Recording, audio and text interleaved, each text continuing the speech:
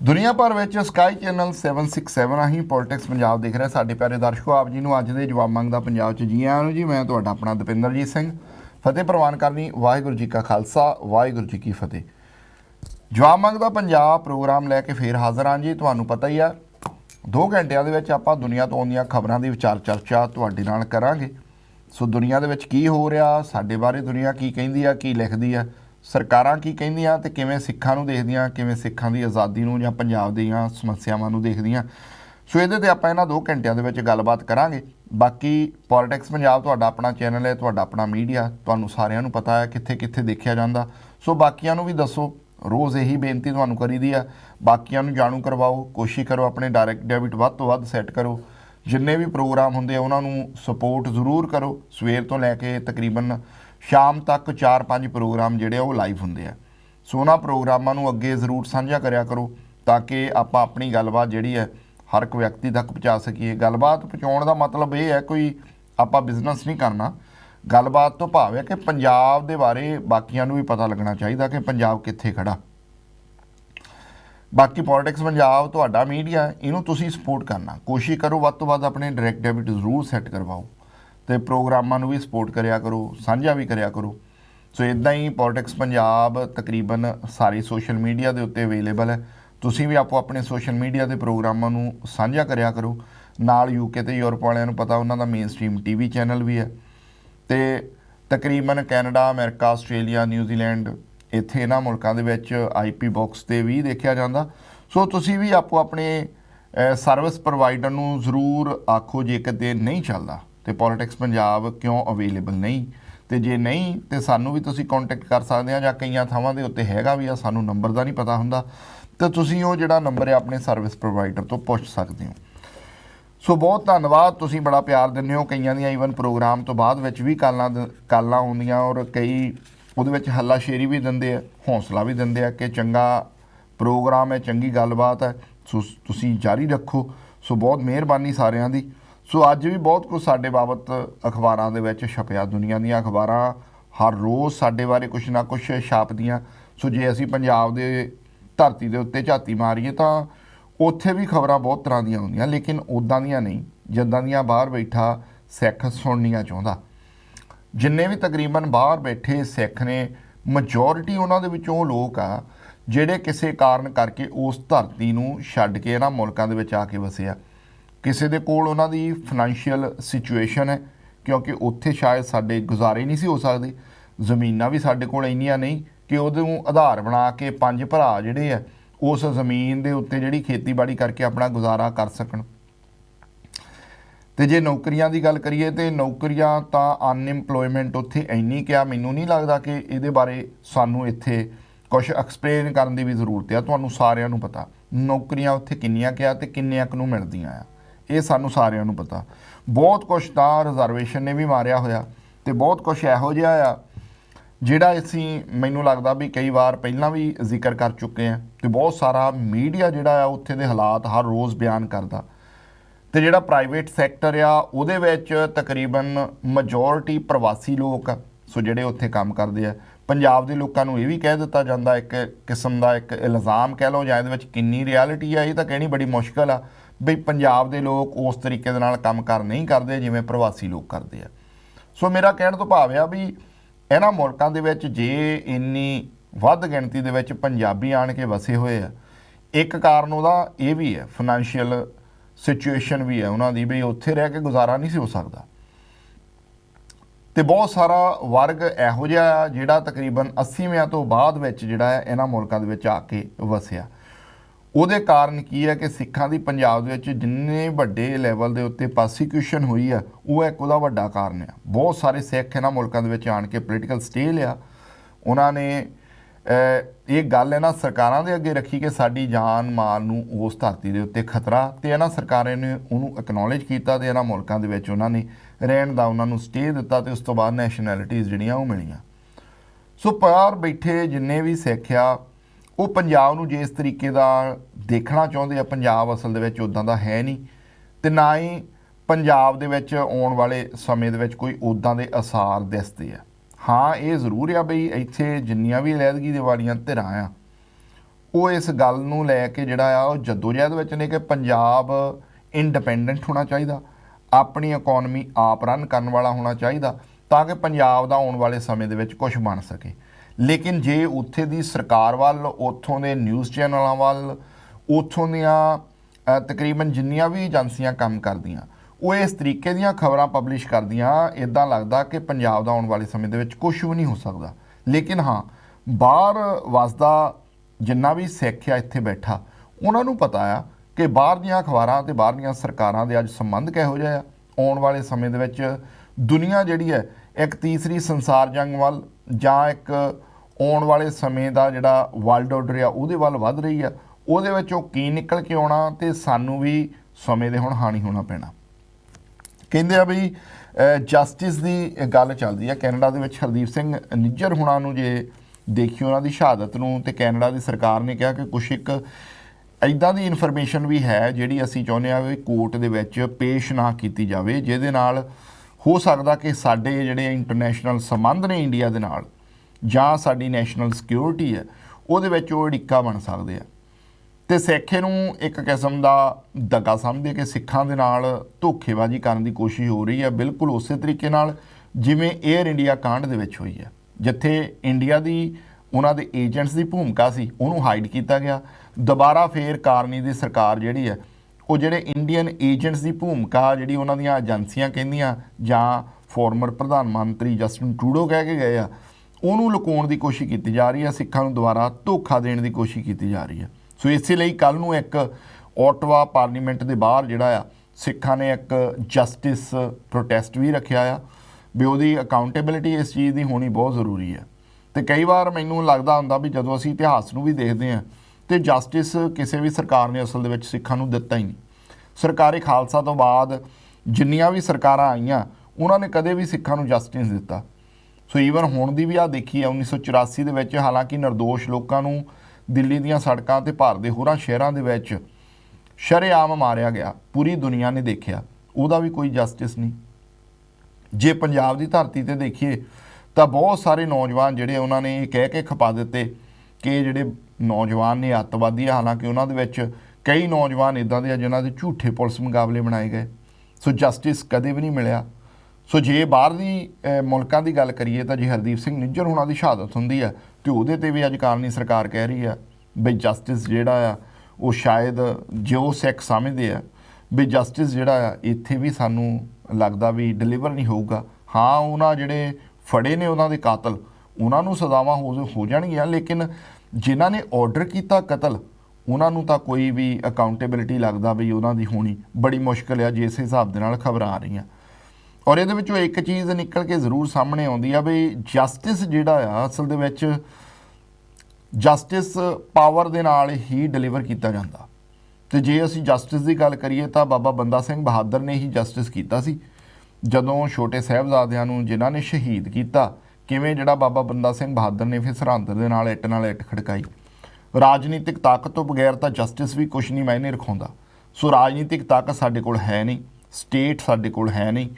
ਸੋ ਜਦੋਂ ਅਸੀਂ ਗੱਲ ਕਰਦੇ ਹਾਂ ਸਾਧ ਪੁਣੇ ਦੀ, ਜਿੰਨਾ ਚਿਰ ਤਾਂ ਕੋਈ ਸਾਧੂ ਹੈ ਨਾ ਤਾਂ ਉਹਨੂੰ ਕਦੇ ਇਨਸਾਫ ਮਿਲਦਾ ਹੁੰਦਾ ਤੇ ਨਾ ਹੀ ਉਹਦੀ ਕਿਤੇ ਸਹੀ ਹੁੰਦੀ ਹੈ ਤੇ ਨਾ ਹੀ ਉਹਨੂੰ ਰਾਜਨੀਤਿਕ ਸਰਕਾਰਾਂ ਜਿਹੜੀਆਂ ਆ ਜਾਂ ਉਹਨਾਂ ਦੇ ਕੀ ਕਹਿੰਦੇ ਹੁੰਦੇ ਵੀ ਉਹਨਾਂ ਦਾ ਕੋਈ ਝਗੜਾ ਹੁੰਦਾ ਹੀ ਨਹੀਂ ਅਸਲ ਦੇ ਵਿੱਚ, ਕਿਉਂਕਿ ਉਹ ਰਾਜਨੀਤਿਕ ਪਾਵਰ ਜਿਹੜੀ ਆ ਉਹ ਕਦੇ ਗ੍ਰੈਬ ਕਰਨ ਦਾ ਸੋਚਦੇ ਹੀ ਨਹੀਂ ਤੇ ਸਾਧ ਪੁਣੇ ਦੇ ਵਿੱਚ ਕਦੇ ਹੁੰਦਾ ਵੀ ਨਹੀਂ।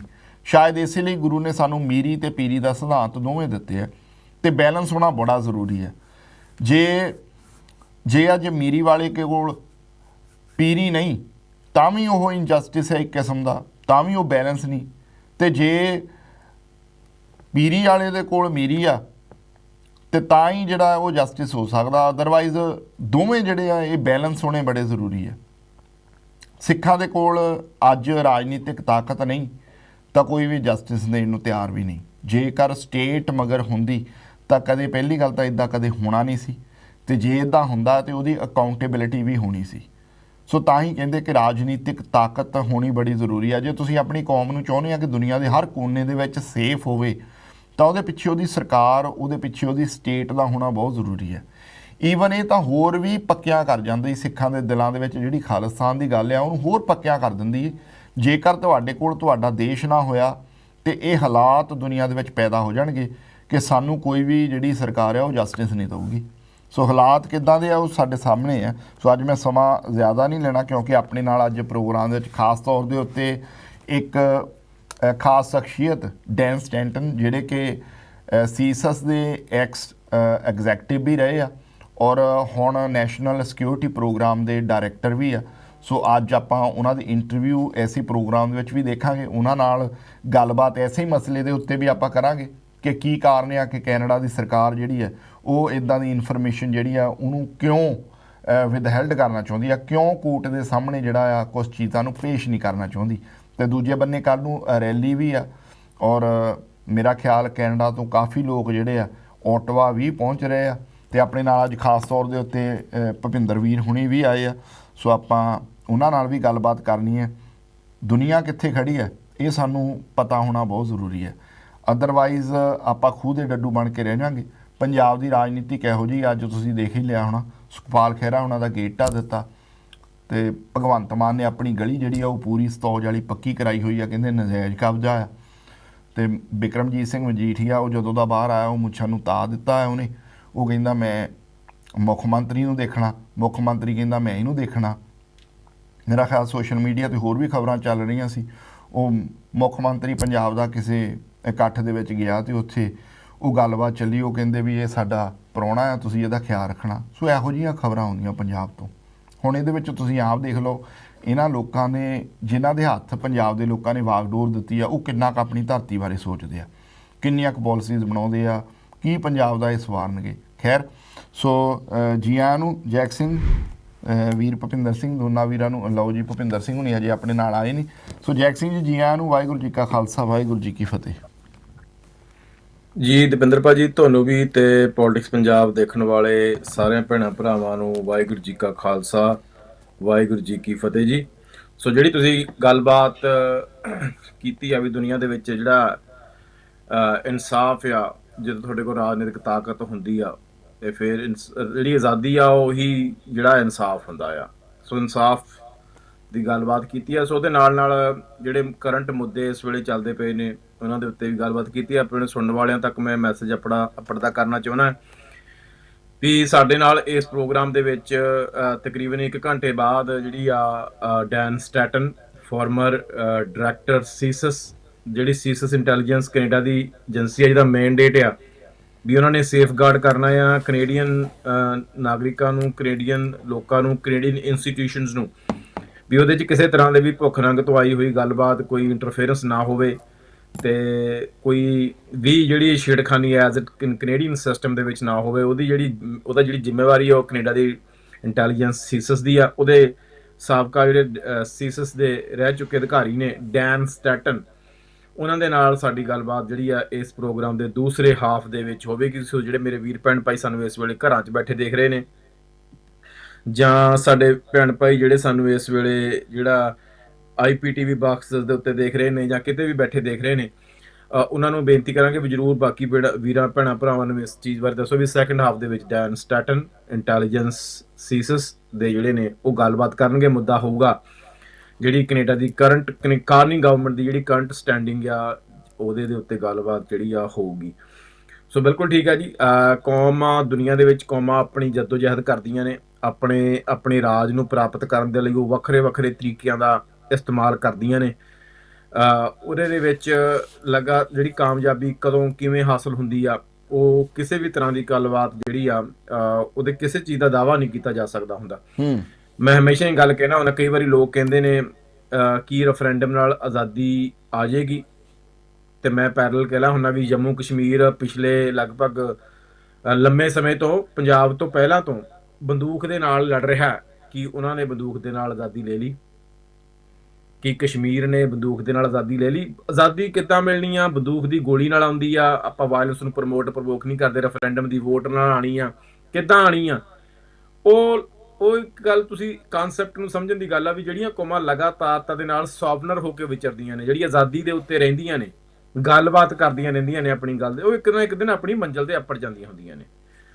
ਜੇ ਉਹ ਸੌਵਨਰ ਹੋਣ, ਜੇ ਉਹ ਕਸ਼ਮੀਰ ਦੀ ਤਰ੍ਹਾਂ ਉਹ ਕੰਪਰੋਮਾਈਜ਼ ਸਿਚੁਏਸ਼ਨ 'ਚ ਹੋਣ ਜਿੱਥੇ ਉਹਨਾਂ ਨੂੰ ਨਾਲ ਦੇ ਉਹਦੇ ਪਾਕਿਸਤਾਨ ਰਨ ਕਰਦਾ ਆ, ਕਦੇ ਉਹ ਠੰਡੇ ਹੋ ਜਾਂਦੇ ਆ, ਕਦੇ ਤੱਤੇ ਹੋ ਜਾਂਦੇ ਆ, ਫਿਰ ਤੁਹਾਡੀ ਜਿਹੜੀਆਂ ਤੁਹਾਡੀਆਂ ਡੋਰਾਂ ਨੇ ਕਿਸੇ ਕਿਸੇ ਬਾਹਰਲੀ ਤਾਕਤ ਦੇ ਕੋਲ ਹੁੰਦੀਆਂ ਨੇ, ਉਹ ਤੁਹਾਨੂੰ ਉਸ ਦੇ ਮੁਤਲਕ ਜਿਹੜਾ ਆ ਉਹ ਵਰਤ ਸਕਦੇ ਹੁੰਦੇ ਨੇ। ਪਰ ਜੇ ਤੁਸੀਂ ਸੋਵਨਰ ਹੋਵੋ, ਲਗਾਤਾਰਤਾ ਦੇ ਨਾਲ ਆਪਣੀ ਆਜ਼ਾਦੀ ਦੀ ਗੱਲ ਕਰਦੇ ਹੋਵੋ, ਤੁਸੀਂ ਪ੍ਰੋਕਸੀ ਨਾ ਹੋ ਕੇ ਤੁਸੀਂ ਇੱਕ ਧਿਰ ਵਜੋਂ ਉੱਭਰ ਕੇ ਸਾਹਮਣੇ ਆਓਗੇ, ਤੇ ਫਿਰ ਇੱਕ ਨਾ ਇੱਕ ਦਿਨ ਤੁਸੀਂ ਜਿਹੜੀ ਆਪਣੀ ਆਜ਼ਾਦੀ ਵੱਲ ਲੈ ਚਲੋਗੇ। ਜੀ ਦਵਿੰਦਰ ਭਾਜੀ ਕੁਝ ਕਹਿਣਾ ਚਾਹੁੰਦੇ ਸੀ? ਬਿਲਕੁਲ ਜੀ ਜੈਕ ਸਿੰਘ, ਮੈਂ ਥੋੜ੍ਹਾ ਜਿਹਾ ਤੁਹਾਨੂੰ ਰਿਮਾਈਂਡ ਕਰਵਾਉਣਾ ਚਾਹੁੰਦਾ ਕਿ ਅੱਜ ਦੇ ਪ੍ਰੋਗਰਾਮ ਦੇ ਵਿੱਚ ਨਾ ਆਪਣੇ ਕੋਲ ਸਮਾਂ ਬੜਾ ਥੋੜ੍ਹਾ, ਸੋ ਜਾਂ ਤਾਂ ਟੈਕ ਟੀਮ ਨੂੰ ਬੇਨਤੀ ਆ ਜੇਕਰ ਤੁਸੀਂ ਸਾਨੂੰ 5-7 ਮਿੰਟ ਵੱਧ ਦੇ ਦਿਓ ਅੱਜ, ਕਿਉਂਕਿ ਅੱਜ ਆਪਣੇ ਕੋਲ ਤਕਰੀਬਨ 35 ਕੁ ਮਿੰਟ ਹੀ ਹੋਣੇ ਆ। ਡੈਨ ਸਟੈਂਟਨ ਉਹਨਾਂ ਦੀ ਜਿਹੜੀ ਇੰਟਰਵਿਊ ਆ ਉਹ ਵੀ ਚਲਾਉਣੀ ਬੜੀ ਜ਼ਰੂਰੀ ਹੈ, ਉਹ ਐਸੇ ਮਸਲੇ ਦੇ ਉੱਤੇ ਗੱਲਬਾਤ ਹੈ।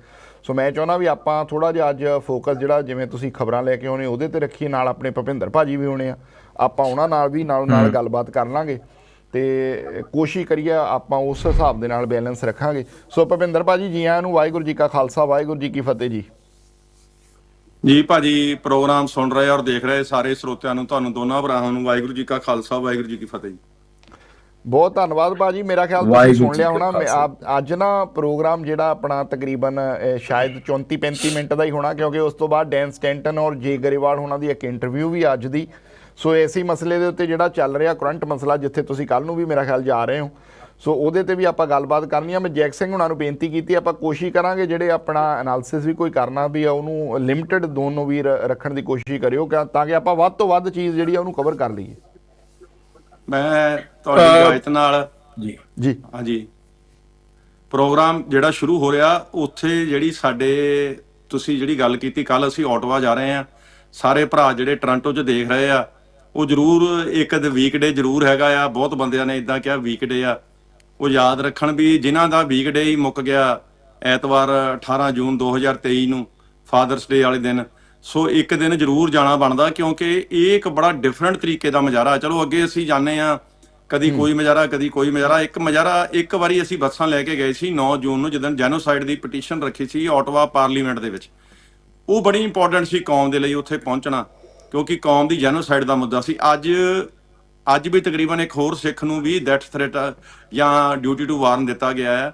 ਸੋ ਇਸ ਖਿੱਤੇ ਨੂੰ, ਇਸ ਗੱਲ ਨੂੰ ਸਮਝਣਾ ਬਹੁਤ ਜ਼ਰੂਰੀ ਆ ਵੀ ਕੌਮ ਜਿਹੜੀ ਕੱਲ ਆ, ਬੱਸਾਂ ਮਾਰਟਨ ਗੁਰਦੁਆਰਾ ਸਾਹਿਬ ਤੋਂ, ਤੁਸੀਂ ਮਾਰਟਨ ਗੁਰਦੁਆਰਾ ਸਾਹਿਬ ਫੋਨ ਕਰੋ, ਸਵੇਰੇ 6 ਵਜੇ ਬੱਸਾਂ ਚੱਲਣਗੀਆਂ। ਜੇ ਵੱਧ ਬੰਦੇ ਹੋਏ ਤੇ ਵੱਧ ਬੱਸਾਂ ਵੀ ਲਾਈਆਂ ਜਾ ਸਕਦੀਆਂ। ਸੋ ਮੇਰਾ ਵੀਰ, ਜ਼ਰੂਰ ਤੁਸੀਂ ਆਪਣਾ ਫੋਨ ਨੰਬਰ ਤੇ ਆਪਣੀ ਕਨਫਰਮੇਸ਼ਨ ਜ਼ਰੂਰ ਕਰੋ। ਇਹ ਤੁਹਾਨੂੰ ਬੇਨਤੀ ਇਸ ਤਰ੍ਹਾਂ ਨਾਲ ਹੈ, ਸਮਝ ਲਓ ਵੀ ਇੱਕ ਹਰੇਕ ਬੰਦੇ ਨੂੰ ਇਹ ਚੀਜ਼ ਕੰਸਰਨ ਟੱਚ ਹੋਣਾ ਚਾਹੀਦਾ, ਗੱਲ ਹੋਣੀ ਚਾਹੀਦੀ ਆ। ਇਹ ਜਿਹੜੀ ਆਪਣੇ ਕਾਰਨੀ ਸਾਹਿਬ ਜਾ ਰਹੇ ਆ, ਸ਼ਾਇਦ ਇਹਨਾਂ ਦੀ ਸਰਕਾਰ ਵੀ ਨਾ ਬਚੇ। ਮੈਂ ਤੁਹਾਨੂੰ ਦੱਸਦਾ ਜਿਹੜੇ ਹਾਲਾਤ ਚੱਲ ਰਹੇ ਆ ਕੈਨੇਡਾ ਦੇ ਇਸ ਵੇਲੇ, ਔਰ ਇਹ ਕੋਈ ਵੱਡੀ ਗੱਲ ਨਹੀਂ ਜਿੱਦਾਂ ਲੋਕਾਂ ਨੂੰ ਬਹੁਤ ਹੁੰਦਾ ਸੀਗਾ ਵੀ ਵਰਮੇ ਦਾ ਨਾਂ ਕਿਉਂ ਲੈ ਲਿਆ, ਕੌਂਸੂਲੇਟ ਨੂੰ ਕਿਉਂ ਕਹਿਤਾ। ਬਾਅਦ 'ਚ ਪਤਾ ਲੱਗਾ ਜੀ RCMP ਨੇ ਹੀ ਕਹਿਤਾ ਵੀ ਕੌਂਸੂਲੇਟ ਜਿਹੜਾ ਆ ਉਹ ਅੱਤਵਾਦੀ ਕਾਰਵਾਈਆਂ 'ਚ ਵਿੱਚ ਮਲਵਜ਼ ਆ ਜਾਂ ਉਹਦਾ ਕਰ ਹੀ ਹੋ ਰਿਹਾ ਹੈ। ਸੋ ਇਹਨੂੰ ਵੀ ਸਮਝੀਏ। ਆਪਾਂ 25 ਦੀ ਰੈਲੀ ਆ, ਇਹ ਕਿੱਦਾਂ ਉਹਨਾਂ ਨੇ ਡਿਸਾਈਡ ਕੀਤੀ ਵੀ 26 ਨੂੰ ਉਹ ਜਾ ਰਿਹਾ ਆ ਭਾਰਤ ਦੇ ਫੇਰੇ ਤੇ ਅੱਜ ਗਲੋਬਲ ਨਿਊਜ਼ ਨੇ ਫੇਰ ਦੁਬਾਰਾ ਡਿਊਟੀ ਟੂ ਵਾਰਨ ਦੀ ਜਿਹੜੀ ਖਬਰ ਆ ਉਹ ਛਾਪੀ ਆ। ਸੋ ਇਹਦਾ ਮਤਲਬ ਆ ਸਰਕਾਰਾਂ ਦੀ ਲੀਡਰਸ਼ਿਪ, ਪੋਲੀਟੀਕਲ ਲੀਡਰਸ਼ਿਪ ਚਾਹੇ ਬਦਲ ਜਾਏ, ਪਰ ਜਿਹੜੀ ਬਿਊਰੋਕ੍ਰੈਟਿਕ ਲੀਡਰਸ਼ਿਪ ਹੁੰਦੀ ਆ, ਸੁਣਨ ਵਾਲੇ ਇਸ ਗੱਲ ਦਾ ਧਿਆਨ ਰੱਖਣ, ਜਿਹੜੀ ਐਡਮਿਨਿਸਟ੍ਰੇਟਿਵ ਸਟੇਟ ਹੁੰਦੀ ਆ, ਏਜੰਸੀਜ਼ ਲਾ ਐਨਫੋਰਸਮੈਂਟ ਦੀਆਂ ਤੇ ਸਪਾਈ ਏਜੰਸੀਜ਼ ਆ, ਉਹਨਾਂ 'ਚ ਇਦਾਂ ਨਹੀਂ ਹੁੰਦਾ ਵੀ ਅੱਜ ਉਹ ਜੀ ਉਹ ਚਲੇ ਗਿਆ ਜੀ, ਨਵਾਂ ਆ ਗਿਆ ਜੀ, ਸਾਰੀ ਪਾਲਿਸੀ ਤਬਦੀਲ ਹੋ ਗਈ। ਉਹਨਾਂ ਨੂੰ ਹਮੇਸ਼ਾ ਟਾਈਮ ਲੱਗਦਾ ਆ। ਤੇ ਉਹਦੇ ਕਰਕੇ ਅੱਜ ਤੁਸੀਂ ਡੈਨ ਸਟੇਟਨ ਜਿਹੜੇ ਯੂਨੀਵਰਸਿਟੀ ਆਫ ਆਟਵਾ ਦੇ ਵਿੱਚ ਸੀਸਿਸ ਦੇ ਵੈਟਰਨ ਪੜ੍ਹਾ ਰਹੇ ਆ, ਉਹਨਾਂ ਦੀ ਤੁਸੀਂ ਵਕੀਲ ਜਤਿੰਦਰ ਗਰੇਵਾਲ ਦੇ ਨਾਲ ਸਾਡੇ ਤੋਂ ਬਾਅਦ ਇੰਟਰਵਿਊ ਵੀ ਸੁਣੋਗੇ। ਮੇਰੀ ਸਰੋਤਿਆਂ ਨੂੰ ਬੇਨਤੀ ਆ ਵੀ ਇੰਟਰਵਿਊ ਜ਼ਰੂਰ ਸੁਣਨ, ਤੇ ਜਦੋਂ ਹੋਰ ਕੋਈ ਪ੍ਰੋਗਰਾਮ ਦੇਖਦੇ ਜਿੱਥੋਂ ਉਹਨਾਂ ਨੂੰ ਪਤਾ ਲੱਗਦਾ ਵੀ ਅਸੀਂ ਇੰਡੀਆ ਦੇ ਪ੍ਰੋਗਰਾਮ ਤਾਂ ਦੇਖਦੇ ਵੀ ਇੰਡੀਆ ਕਰ ਕੀ ਰਿਹਾ, ਸੋ ਇਹ ਪ੍ਰੋਗਰਾਮ ਵੀ ਜ਼ਰੂਰ ਦੇਖ ਲੈਣ ਵੀ ਭਾਰਤ ਕੀ ਕਰ ਰਿਹਾ ਸਿੱਖਾਂ ਦੇ ਨਾਲ। ਸੋ ਬਸ ਇੰਨੀ ਗੱਲ ਕਰਨੀ ਸੀ ਜੀ। ਜੱਗਾ ਜੀ ਕਰੋ ਸ਼ੁਰੂ ਤੁਸੀਂ ਗੱਲ। ਤੁਹਾਡਾ ਮਾਈਕ ਮਿਊਟ ਹੈ ਜੈਕ ਸਿੰਘ। ਸੋ ਜਿਹੜੀ ਗੱਲਬਾਤ ਆ, ਉਸ ਗੱਲਬਾਤ ਦਾ ਜਿਹੜਾ ਆਪਣਾ ਰਹਿਣਾ ਆ ਕਰੰਟ ਸਿਚੁਏਸ਼ਨ ਦੇ ਉੱਤੇ ਰਹਿਣਾ, ਕਿਉਂਕਿ ਇਹਦੇ ਨਾਲ ਬਹੁਤ ਜ਼ਿਆਦਾ ਗੱਲਾਂ ਬਾਤਾਂ ਜਿਹੜੀਆਂ ਨੇ ਇਸ ਵੇਲੇ ਮੀਡੀਆ ਦੇ ਵਿੱਚ ਛਪਦੀਆਂ ਪਈਆਂ ਨੇ। ਆਰਟੀਕਲ ਜਿਵੇਂ ਤੁਸੀਂ ਕਿਹਾ ਵੀ ਵੈਨਕੂਵਰ ਤੋਂ ਵੀ ਡਿਊਟੀ ਟੂ ਵਾਰਨ ਦੀਆਂ ਜਿਹੜੀਆਂ ਉਹ ਖਬਰਾਂ ਆਈਆਂ ਨੇ, ਜਿੱਥੇ ਟੋਰਾਂਟੋ ਦੇ ਵਿੱਚ ਇੰਦਰਜੀਤ ਸਿੰਘ ਗੋਸਲ ਨੂੰ ਪਿਛਲੇ ਸਮੇਂ ਦੇ ਵਿੱਚ ਉਹਨਾਂ ਨੇ ਡਿਊਟੀ ਟੂ ਵਾਰ ਤੋਂ ਇਲਾਵਾ ਉਹਨਾਂ ਨੇ ਕਿਹਾ ਜੀ ਵਿਟਨੈਸ ਪ੍ਰੋਟੈਕਸ਼ਨ ਦੇ ਵਿੱਚ ਤੂੰ ਚਲਿਆ ਜਾ, ਵੀ ਤੇਰੀ ਜਾਨ ਨੂੰ ਖਤਰਾ ਆ, ਤੈਨੂੰ ਮਾਰ ਦੇਣਾ ਆ। ਸੋ ਲਗਾਤਾਰਤਾ ਦੇ ਨਾਲ ਜਿਹੜੀ ਭਾਰਤ ਵੱਲੋਂ, ਇਹਦਾ ਮਤਲਬ ਇਹ ਆ ਵੀ ਜਦੋਂ ਇਹਨੂੰ ਨੋਟ ਕਰਨ ਵਾਲੀ ਗੱਲ ਆ ਵੀ ਜਦੋਂ ਇੱਕ ਪਾਸੇ ਕਰੰਟ ਕਾਰਨੀ ਗਵਰਨਮੈਂਟ ਜਿਹੜੀ ਆਪਣੇ ਸਬੰਧ ਸੁਧਾਰਨ ਦੀ ਗੱਲ ਕਰਦੀ ਪਈ ਆ, ਪਰ ਕਿਸੇ ਵੀ ਤਰ੍ਹਾਂ ਦਾ ਭਾਰਤ ਵੱਲੋਂ ਕੋਈ ਵੀ ਇਨੀਸ਼ੀਏਟਿਵ ਨਹੀਂ ਹੈਗਾ ਵੀ ਅਸੀਂ ਕਿਸੇ ਤਰ੍ਹਾਂ ਦੀ ਵੀ ਅਸੀਂ ਵੀ ਜਿਹੜੀਆਂ ਗੰਦੀਆਂ ਹਰਕਤਾਂ ਨੇ, ਜਿਹੜੇ ਲੁੱਚੇ ਕੰਮ ਕਰਦੇ ਆ, ਅਸੀਂ ਉਹ ਬੰਦ ਕਰ ਦਈਏ। ਉਹ ਲਗਾਤਾਰਤਾ ਦੇ ਨਾਲ ਹੁਣ ਡਿਊਟੀ ਟੂ ਵਾਰਨ ਤੇ ਦੇਣਾ ਆ, ਤੇ ਖਤਰਾ ਕਿਹੜੀ ਸਰਕਾਰ ਤੋਂ ਆ, ਕਿਹੜੀ ਸਰਕਾਰ ਮਾਰਨਾ ਚਾਹੁੰਦੀ ਹੈ, ਕਿਹੜੀ ਸਰਕਾਰ ਗਲਤ ਕੰਮ ਕਰਨਾ ਚਾਹੁੰਦੀ ਹੈ, ਪਤਾ ਹੀ ਆ ਭਾਰਤ ਆ। ਸੋ ਮੇਰੇ ਖਿਆਲ 'ਚ ਕੈਨੇਡੀਅਨ ਪੋਲੀਟੀਕਲ ਲੀਡਰਸ਼ਿਪ ਜਿਹਦੀ ਬੀਬੀ ਜਿਹੜੀ ਆ ਅਨੀਤਾ ਆਨੰਦ ਹੈ, ਉਹਨੇ ਤਾਂ ਜਿਹੜਾ ਬਿਠਾ ਦਿੱਤਾ ਪੈਰਾਂ ਤੇ ਲਿਜਾ ਕੇ ਆਪਣਾ ਕਾਰਨੀ ਮੋਦੀ ਦੇ।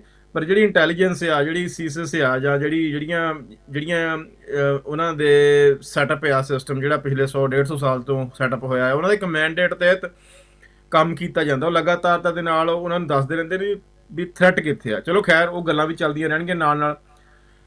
ਨਿਖਿਲ ਗੁਪਤਾ ਟੈਸਟੀਮਨੀ ਜਿਹੜੀ ਹੈ ਡੈਕਨ ਹਰਡ ਨੇ ਇਹ ਆਰਟੀਕਲ ਆਇਆ, ਪਨਨ plot may ਹੌਂਟ India for ਡੈਕੇਡਸ।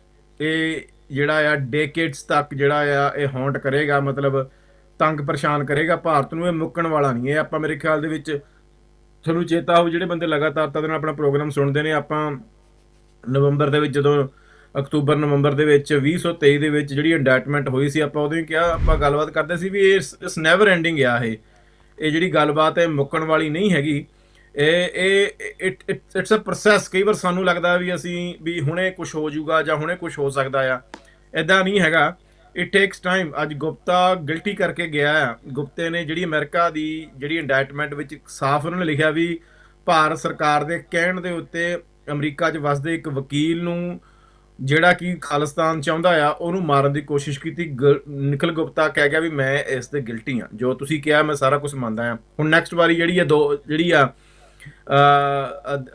Yadav ਦੀ ਆ। ਕਈ ਵਾਰ ਅਸੀਂ ਬੜੀ ਛੇਤੀ ਕੋਈ ਚੀਜ਼ ਰਿਜ਼ਲਟ ਭਾਲਣ ਦੀ ਕੋਸ਼ਿਸ਼ ਕਰਦੇ ਹਾਂ। ਦੇਖੋ ਗੁਪਤੇ ਨੂੰ ਕਿੰਨਾ ਟਾਈਮ ਲੱਗਾ। 1 ਜੁਲਾਈ ਮਤਲਬ ਜਾਂ 30 ਜੂਨ ਨੂੰ ਗੁਪਤਾ ਪ੍ਰਾਗ ਤੋਂ ਫੜਿਆ 2023 ਚ। ਅੱਜ ਤਕਰੀਬਨ 3 ਮਹੀਨੇ 3 ਸਾਲ ਤੋਂ ਤਕਰੀਬਨ 3 ਮਹੀਨੇ 4 ਮਹੀਨੇ ਘੱਟ ਰਹਿ ਚੁੱਕੇ ਨੇ। It took almost 3 years। ਜਿਹੜਾ ਅਮਰੀਕਨ ਇੱਕ ਜੁਡੀਸ਼ੀਅਲ ਸਿਸਟਮ ਹੈ, ਇੱਕ ਪ੍ਰੋਸੈਸ ਆ, ਉਹਨੂੰ 3 ਸਾਲ ਦਾ ਲਗਭਗ ਸਮਾਂ ਲੱਗਾ ਇੱਕ ਬੰਦੇ ਨੂੰ ਚੱਕਣ ਤੋਂ ਲੈ ਕੇ ਟਰਾਇਲ ਤੱਕ ਲਿਜਾਣ ਲਈ ਤੇ ਫਾਹੇ ਲਾਉਣ ਤੱਕ। ਮਈ ਦੇ ਵਿੱਚ ਹੋਣੀ ਆ, ਆਲਮੋਸਟ 3 years ਲਾ ਲਓ। ਮਈ 29 ਨੂੰ ਉਹਨੂੰ ਸਜ਼ਾ ਸੁਣਾਈ ਜਾਣੀ ਆ। ਸੋ 3 ਸਾਲ ਲੱਗੇ ਨੇ ਇੱਕ ਨੂੰ। ਇਹ ਜਿਹੜੀ ਇਹਨੇ ਲਿਖੀ ਹੈ ਨਾ, ਜਿਹੜੀ ਇਹ ਲਿਖੀ ਹੈ ਫॉर ਡੈਕੇਡਸ, ਇਹਨੂੰ ਅੰਡਰਸਟੈਂਡ ਕਰੋ। ਜਿਹਨੂੰ ਬੰਦੇ ਨੂੰ ਸਮਝ ਹੋਊਗੀ ਜਾਂ ਜਿਹਨੂੰ ਨਹੀਂ ਸਮਝ ਹੋਊਗੀ, ਉਹ ਇਦਾਂ ਹੀ ਗੱਲਾਂ ਕਰੂਗਾ, ਲੈ ਵੀ ਚਲੇ ਗਏ, ਲੈ ਵੀ ਹਟ ਗਏ ਨਾ, ਵੀ ਹੁਣ ਸੁਣਦੇ ਨਹੀਂ। ਪਰ ਜਿਹੜਾ ਟਾਈਮ ਫਰੇਮ ਬਿਊਰੋਕ੍ਰੇਸੀ ਲੈਂਦੀ ਆ, ਜਾਂ ਜਿਹੜਾ ਲੀਗਲ ਪ੍ਰੋਸੈਸਿੰਗ ਦਾ ਟਾਈਮ ਆ, ਉਹ ਤਾਂ ਆਪਣੀ ਚਾਲ ਚੱਲਣਾ ਆ। ਤੇ ਇੱਥੇ ਜਿਹੜੀ ਹੈ ਵੀ ਇੰਡੀਆ ਨੂੰ ਡੈਕੇਡਸ ਤੱਕ ਹੌਂਟ ਕਰੂਗੀ। ਬਿਲਕੁਲ ਡੈਕੇਡਸ ਲੱਗਣਗੇ। ਯਾਦਵ ਦਾ ਖੇੜਾ ਨਹੀਂ ਛੁੱਟਣ ਵਾਲਾ। And it's up to the American administration ਵੀ ਉਹ ਯਾਦਵ ਤੋਂ ਗਾਂ ਕਿਹਨੂੰ ਚੱਕਣਗੇ। ਤੇ ਮੈਂ ਤੁਹਾਨੂੰ ਹਾਲਾਤ ਜਿਹੜੇ ਇਦਾਂ ਦੇ ਬਣੇ ਹੋਏ ਨੇ ਨਾ, ਜਿਹੜੇ ਕਿ ਬੜੇ ਫਰੈਜਾਈਲ ਨੇ ਦੁਨੀਆ ਦੇ, ਤੇ ਉਸ ਬੀਇੰਗ ਅ ਫਰੈਜਾਈਲ ਜਿਹੜੇ ਸਿਸਟਮ ਜਿਹੜਾ ਬਣਿਆ ਹੋਇਆ ਸਿਨੈਰੀਓ, ਉਹਦੇ ਦੇ ਉੱਤੇ ਬੰਦਾ ਜਿਹੜਾ ਬੈਠਾ ਟਰੰਪ, ਉਹ ਉਸ ਤੋਂ ਸਾਰੇ ਸਿਸਟਮ ਨੂੰ ਹੋਰ ਫਰੈਜਾਈਲ ਕਰ ਦਿੰਦਾ। ਸੋ ਕਹਿਣ ਤੋਂ ਭਾਵ ਵੀ ਉਹ it's up to the president Trump ਵੀ ਉਹਨੇ ਇਸ ਕੇਸ ਨੂੰ ਅੱਗੇ ਪਰਸੂ ਕਰਨਾ, ਤੇ ਉਹ ਕਿਹਦਾ ਨਾਂ ਲੈ ਸਕਦਾ, ਕੁਝ ਵੀ ਹੋ ਸਕਦਾ। ਮੈਂ ਭੁਪਿੰਦਰ ਸਿੰਘ ਕੋਲ ਆਪਾਂ ਜਾਵਾਂਗੇ, ਕਿਉਂਕਿ ਬੜੀ ਦੇਰ ਬਾਅਦ ਆਏ ਨੇ, ਸੋ ਆਪਾਂ ਇਹਨਾਂ ਨੂੰ ਗਰਥ ਸਮਾਂ ਦੇਵਾਂਗੇ। ਹਾਂਜੀ ਭੁਪਿੰਦਰ ਸਿੰਘ ਜੀ।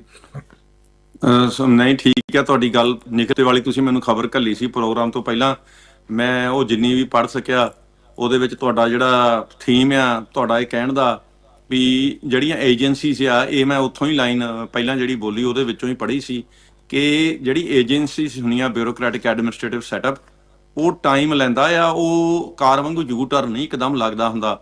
ਜਿਹੜੀ ਤੁਸੀਂ ਖਿੱਤੇ ਦੀ ਗੱਲ ਕੀਤੀ ਆ, ਤੁਹਾਡੀ ਇਜਾਜ਼ਤ ਨਾਲ ਮੈਂ ਥੋੜ੍ਹਾ ਜਿਹਾ ਦੱਸ ਦੇਵਾਂ। ਜਿਹੜਾ ਜਰਾਲਡ ਆਰ ਫੋਰਡ ਜਿਹੜਾ ਏਅਰਕ੍ਰਾਫਟ ਕੈਰੀਅਰ ਨਿਊਕਲੀਅਰ ਤੇ ਇਬਰਾਹਿਮ ਲਿੰਕਨ ਏਅਰਕ੍ਰਾਫਟ ਕੈਰੀਅਰ, ਇਹ ਬੈਟਲ ਗਰੁੱਪ ਆ ਸਾਰੇ। ਇਹ ਆਪਣੇ ਖਿੱਤੇ ਦੇ ਨੇੜੇ ਆ, ਆਪਣੇ ਪੰਜਾਬ ਦੇ ਨੇੜੇ ਆ। ਮੈਂ ਪਾਕਿਸਤਾਨ ਦੀ ਵੀ ਜਿਹੜੀ ਤੁਸੀਂ ਗੱਲਬਾਤ ਸੁਣੀ ਹੋਗੀ ਐਪਸਟੀਨ ਫਾਈਲਸ ਦੇ ਵਿੱਚ, ਪਾਕਿਸਤਾਨ ਦੀ ਪਾਰਲੀਮੈਂਟ ਨੇ ਯਮਨ ਵਿੱਚ ਹਿੱਸਾ ਨਾ ਲੈਣ ਦੀ ਜੰਗ ਵਿੱਚ ਗੱਲ ਕੀਤੀ, ਲੇਕਿਨ ਉਹਨਾਂ ਦੀ ਸਟੈਬਲਿਸ਼ਮੈਂਟ ਹੈ, ਉਹਨਾਂ ਨੇ ਕਿਹਾ ਬਿਲਕੁਲ ਅਸੀਂ ਹਿੱਸਾ ਲਵਾਂਗੇ, ਜਾਣੀ ਕਿ ਈਰਾਨ ਦੀ ਪ੍ਰੌਕਸੀ ਦੇ ਖਿਲਾਫ। ਸੋ ਜਿਹੜਾ ਅੱਜ ਮੈਂ ਤੁਹਾਨੂੰ ਦੱਸਦਾ ਇੱਕ ਖਬਰ ਸੁਣੀ ਆ ਵੀ ਪਾਕਿਸਤਾਨ ਦੀ ਫੈਡਰਲ ਜਿਹੜੇ ਸੂਬੇ ਆ 4 ਉਹਨਾਂ ਵਿੱਚ 4-4 ਕਰੋੜ 4-4 ਅਰਬ 4-4 ਅਰਬ ਦੀ ਰੁਪਈਆ ਜਿਹੜਾ ਪਾਕਿਸਤਾਨੀ ਉਹ ਇੱਕ ਸੂਬੇ ਨੂੰ ਦਿੱਤੇ ਗਿਆ ਵੀ ਜਿਹੜੇ ਆਫੀਸ਼ੀਅਲਸ ਆ ਉਹਨਾਂ ਨੂੰ ਜੇ ਨਿਊਕਲੀਅਰ ਕੋਈ ਉੱਥੇ ਲੜਾਈ ਹੁੰਦੀ ਆ।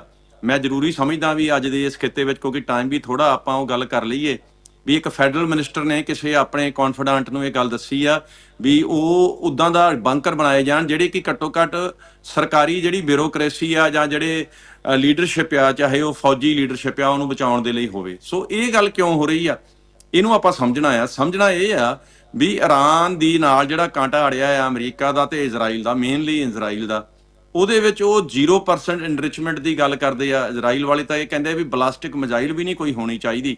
ਮੈਂ ਸਮਝਦਾ ਜੂਨ ਵਾਲੀ ਵੀ ਇੱਕ ਟਰਾਇਲ ਜਿਹੜੀ ਇਜ਼ਰਾਈਲ ਨੇ ਜਾਣ ਕੇ ਇਹੋ ਜੀ ਗੱਲ ਕੀਤੀ ਜਿਹਦੇ ਨਾਲ ਕਿ ਇੱਕ ਪਤਾ ਲੱਗ ਸਕੇ ਇਹਨਾਂ ਦਾ ਪੋਟੈਂਸ਼ੀਅਲ ਕੀ ਆ। ਅੱਜ ਅਮਰੀਕਾ ਦੇ ਬਹੁਤ ਐਡਵਾਂਸ ਸਟੈਲਥ ਜਿਹੜੇ ਫਾਈਟਰਸ ਆ ਉਹ ਇਜ਼ਰਾਈਲ ਵਿੱਚ ਵੀ ਆਏ ਆ। ਉਹ ਕਿਉਂ ਆਏ ਆ ਜੇ ਕੁਝ ਵੀ ਨਹੀਂ ਹੋ ਰਿਹਾ? ਇੱਧਰ ਮੈਗਾ ਦੀ ਪ੍ਰੋਬਲਮ ਬਹੁਤ ਜ਼ਿਆਦਾ ਵੱਧ ਰਹੀ ਆ ਤੇ ਸ਼ਾਇਦ ਪ੍ਰੈਜ਼ੀਡੈਂਟ ਟਰੰਪ ਵੀ ਕੋਈ ਨਾ ਕੋਈ ਡਿਸਟਰੈਕਸ਼ਨ ਚਾਹਣਗੇ। ਪਰ ਡੈਨ ਕੇਨ ਜਿਹੜੇ chairman joint chief of staff ਆ ਅਮਰੀਕਾ ਦੀ ਫੌਜਾਂ ਦੇ, ਉਹਨਾਂ ਨੇ ਪ੍ਰੈਜ਼ੀਡੈਂਟ ਨੂੰ ਅੱਜ ਇਹ ਗੱਲ ਕਹੀ ਆ ਕਿ ਜੇ ਜੰਗ ਹੋਏਗੀ ਪ੍ਰੈਜ਼ੀਡੈਂਟ ਦੇ ਸਾਹਮਣੇ, ਤੇ ਪ੍ਰੈਜ਼ੀਡੈਂਟ ਨੇ ਇਹ ਵੀ ਕਿਹਾ ਵੀ ਇਹ ਗੱਲ ਲੀਕ ਕਿੱਦਾਂ ਹੋਈ। ਤੇ ਜਿਸ ਤਰ੍ਹਾਂ ਯੂਕਰੇਨ ਦੇ ਵਿੱਚ ਰਸ਼ੀਆ ਬੌਗ ਡਾਊਨ ਹੋ ਗਿਆ ਤਕਰੀਬਨ ਕਿ 40,000 ਟਨ ਜਾਂ 40 ਲੱਖ ਟਨ, ਮੇਰਾ ਨੰਬਰ ਗਲਤ ਹੋ ਸਕਦਾ, ਬਾਅਦ 'ਚ ਵੀਰ ਇਹਦੇ ਤੇ ਕੋਈ ਗੱਲ ਨਾ ਕਰਨ, ਮੈਂ ਨੰਬਰ ਦੇ ਰਿਹਾ। ਰੂਸ ਦਾ ਜਿਹੜਾ ਵਿਸਫੋਟਕ ਸਮਾਨ ਆ ਉਹ ਜਿੰਚ ਲੱਗ ਚੁੱਕਾ ਆ। ਅੱਜ ਰੂਸ ਨੇ ਵੀ ਇਹ ਕਹਿਤਾ ਵੀ ਉਹਨੂੰ ਕਰੂਡ ਬੰਬ ਫਰਾਂਸ ਤੇ ਅਮਰੀਕਾ ਦੇਣ ਲੱਗੇ ਆ। ਇਹਨੂੰ ਸਮਝੋ ਇਦਾਂ ਦੀ ਐਸਕੇਲੇਸ਼ਨ ਕਿਉਂ ਹੁੰਦੀ ਆ। ਸੋ ਉਹਨਾਂ ਦਾ ਕਹਿਣ ਮੁਤਾਬਕ ਯੂਕਰੇਨ ਦਾ ਬਦਲਾ ਲੈਣ ਲਈ ਈਰਾਨ ਦੇ ਵਿੱਚ ਉਹਦੀ ਸੌਫਟ ਅੰਡਰਬੈਲੀ ਆ। ਸੁਣਨ ਵਾਲਿਆਂ ਲਈ ਮੈਂ ਇੱਕ ਹਿਸਟੋਰਿਕ ਗੱਲ ਦੱਸਦਾ। ਸੈਕੰਡ ਵਰਲਡ ਵਾਰ ਦੇ ਵਿੱਚ ਈਰਾਨ ਇੱਕ ਸੋਵਰਨ ਸਟੇਟ ਸੀ। ਉਹ ਸਾਡੀ ਜਿੱਦਾਂ 1849 ਦੀ ਤੋਂ ਪਹਿਲਾਂ ਦਾ ਸਾਡਾ ਮੁਲਕ ਸੀ। ਉਹਨਾਂ ਨੇ ਜਰਮਨੀ ਦੇ ਜਹਾਜ਼ਾਂ ਨੂੰ ਤੇਲ ਦੇਣਾ ਸ਼ੁਰੂ ਕੀਤਾ। ਇੰਗਲੈਂਡ ਨੇ ਬੇਨਤੀ ਕੀਤੀ ਕਿ ਈਰਾਨ ਜੀ ਤੁਸੀਂ ਇਹ ਤੇਲ ਨਾ ਦਿਓ। ਈਰਾਨ ਨੇ ਕਿਹਾ ਵੀ ਅਸੀਂ ਤਾਂ ਨਿਊਟਰਲ ਆ, ਤੁਹਾਡੇ ਜਹਾਜ਼ਾਂ ਦੇ ਵੀ ਪਾ ਦੇਾਂਗੇ। ਤਾਂ ਫਿਰ ਚਰਚਲ ਸਾਹਿਬ ਨੇ ਹਮਲਾ ਕਰਕੇ ਅੱਧਾ ਈਰਾਨ ਜਿਹੜਾ ਸੀ ਉਹ ਸੀਗਾ ਇੰਗਲੈਂਡ ਕੋ, ਤੇ ਅੱਧਾ ਈਰਾਨ ਫਿਰ ਸਟਾਲਿਨ ਸਾਹਿਬ ਨੇ ਵੀ ਹਮਲਾ ਕਰਤਾ ਕਿਉਂਕਿ ਉਹਦੀ ਸੌਫਟ ਅੰਡਰਬੈਲੀ ਆ ਰਸ਼ੀਆ ਦੀ ਉਹ। ਸੋ ਜਿਹੜੀ ਇਹਨੂੰ ਆਪਾਂ ਪਿੱਛੇ ਰੱਖੀਏ ਯਾਦ। ਸੋ ਕਈ ਵਾਰੀ ਕਈ ਮੁਲਕ ਫੜ ਮਾਰ ਕੇ ਨਹੀਂ ਬਚਦੇ ਹੁੰਦੇ, ਉਹਨਾਂ ਦੀ ਲੋਕੇਸ਼ਨ ਜਿਹੜੀ ਆ ਉਹਨਾਂ ਨੂੰ ਬਚਾਉਂਦੀ ਆ। ਸੋ ਚੀਨ ਤਾਂ ਰੂਸ ਦੀ ਜਿਹੜੀ ਸੈਂਟਰਲ ਏਸ਼ੀਆ ਦੇ ਨੇੜਤਾ ਆ, ਉਹ ਅੱਜ ਤੱਕ ਉਹਨਾਂ ਨੂੰ ਇਹ ਨਾ ਸੋਚਿਆ ਜਾਵੇ ਵੀ ਅਮਰੀਕਾ ਉੱਥੇ ਡਰ ਗਿਆ, ਅਮਰੀਕਾ ਪਿੱਛੇ, ਅਮਰੀਕਾ ਜਹਾਜ਼ ਕਿਉਂ ਨਹੀਂ ਘੱਲਦਾ। ਸੋ ਇਹ ਨੈਗੋਸ਼ੀਏਟ ਹੋ ਰਹੀ ਆ ਵੀ ਇਹਦੇ ਚਪੇੜਾਂ ਮਾਰਨੀਆਂ ਤੇ ਤੂੰ ਯਾਰ ਯੂਕਰੇਨ ਵਿੱਚ ਤੇਰੀ ਗੱਲ ਕਰਾ ਦਿੰਦੇ ਆ, ਤੇਰਾ ਉਧਰ ਸੂਤ ਲਵਾ ਦਿੰਦੇ, ਤੂੰ ਮੜ ਜਾ ਪਾਸੇ ਨੂੰ ਚਲ ਜੀ। ਸੋ ਇਹ ਗੱਲ ਜਿਹੜੀ ਆ ਅਕਸਰ ਹੋ ਜਾਂਦੀ ਜਦੋਂ ਕੋਈ ਗਵਰਨਮੈਂਟ ਓਵਰ ਕੌਨਫੀਡੈਂਟ ਹੋ ਜਾਂਦੀ। ਮੈਂ ਤੁਹਾਨੂੰ ਦੱਸਦਾ ਇੱਕ ਗੱਲ ਪ੍ਰੈਜ਼ੀਡੈਂਟ ਪਿਊਟਨ ਨੇ ਅੱਜ ਤੋਂ 5 ਮਹੀਨੇ ਪਹਿਲਾਂ ਕੀਤੀ ਸੀ ਕਿ ਈਰਾਨ ਦਾ ਨਿਊਕਲੀਅਰ ਮਸਲਾ ਬੜਾ ਜ਼ਬਰਦਸਤ ਆ, ਬੜਾ ਡੇਂਜਰਸ ਆ ਔਰ ਦੁਨੀਆ ਦੀ ਤਾਕਤਾਂ ਇਹਦੇ ਤੇ ਫੋਕਸ ਕਰ ਰਹੀਆਂ। ਉਹਨਾਂ ਨੇ ਕਿਹਾ, ਸੋ ਜ਼ਬਰਦਸਤ ਨਹੀਂ ਕਿਹਾ, ਫੋਕਸ। ਪਰ ਈਰਾਨ ਨੂੰ ਬੰਬ ਕਿੱਦਾਂ ਗਿਆ?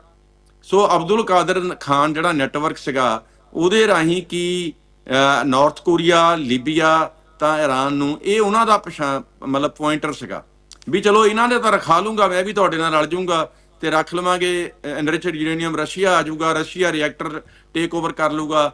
ਪਰ ਜਿਹੜੇ ਬੰਦੇ ਨੇ ਬਣਾਇਆ ਉਹਦਾ ਇਸ਼ਾਰਾ ਕਿੱਧਰ ਸੀ ਇਹਨੂੰ ਸਮਝੋ।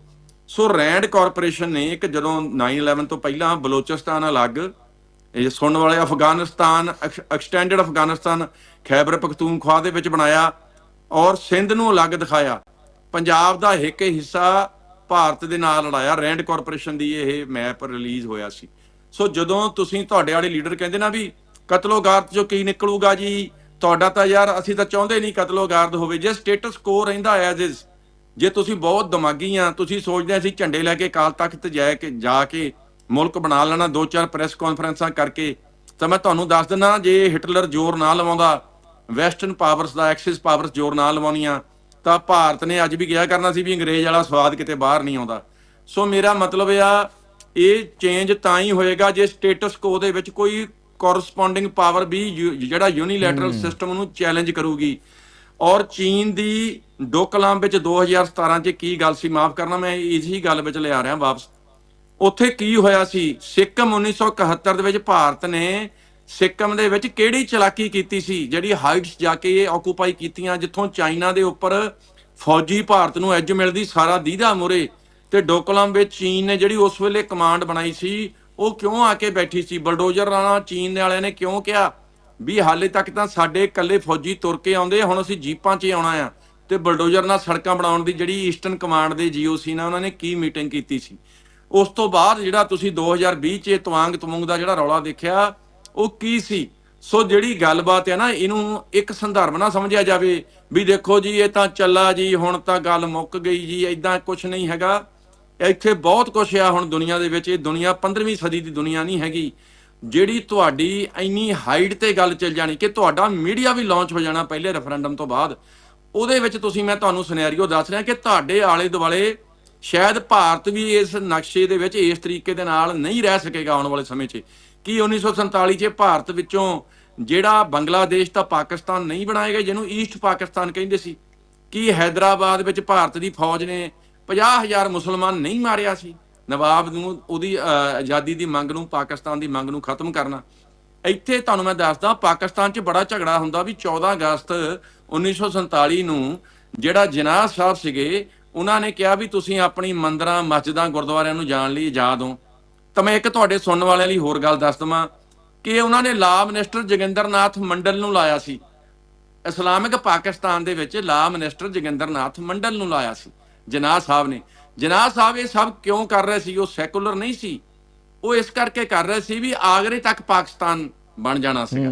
ਔਰ ਉਹਨਾਂ ਨੂੰ ਪਤਾ ਸੀ ਕਿ ਅੱਜ ਹਾਲਾਤ ਉਦਾਂ ਦੇ ਹੈਗੇ ਆ। ਅੱਜ ਮੌਲਵੀ ਕਿਸੇ ਹੋਰ ਗੱਲ ਤੇ ਕਹਿੰਦੇ ਆ ਵੀ ਇਹ ਤੋਂ ਲਾ ਇਲਾਹਾ ਇल्लल्लाह ਕੇ ਨਾਮ ਤੇ ਬਣਾ ਮੁੜ ਕੇ, ਲੇਕਿਨ ਜਿਨਾਹ ਜਿਹੜੀ ਗੱਲ ਕਰ ਰਿਹਾ ਸੀ ਉਹਦੇ ਟੌਂਟ ਵਜੋਂ ਜੋਗਿੰਦਰ ਨਾਥ ਮੰਡਲ ਦੇ ਨਾਂ ਤੇ ਭਾਰਤ ਨੇ ਇੱਕ ਮੰਡਲ ਕਮਿਸ਼ਨ ਬਣਾਇਆ ਵੀਪੀ ਸਿੰਘ ਥੱਲੇ, ਤੇ 50% ਰਿਜ਼ਰਵੇਸ਼ਨ ਜਿਹੜੀ ਆ ਉਹ ਸ਼ੂਦਰ ਵਰਗ ਨੂੰ ਦੇ ਦਿੱਤੀ।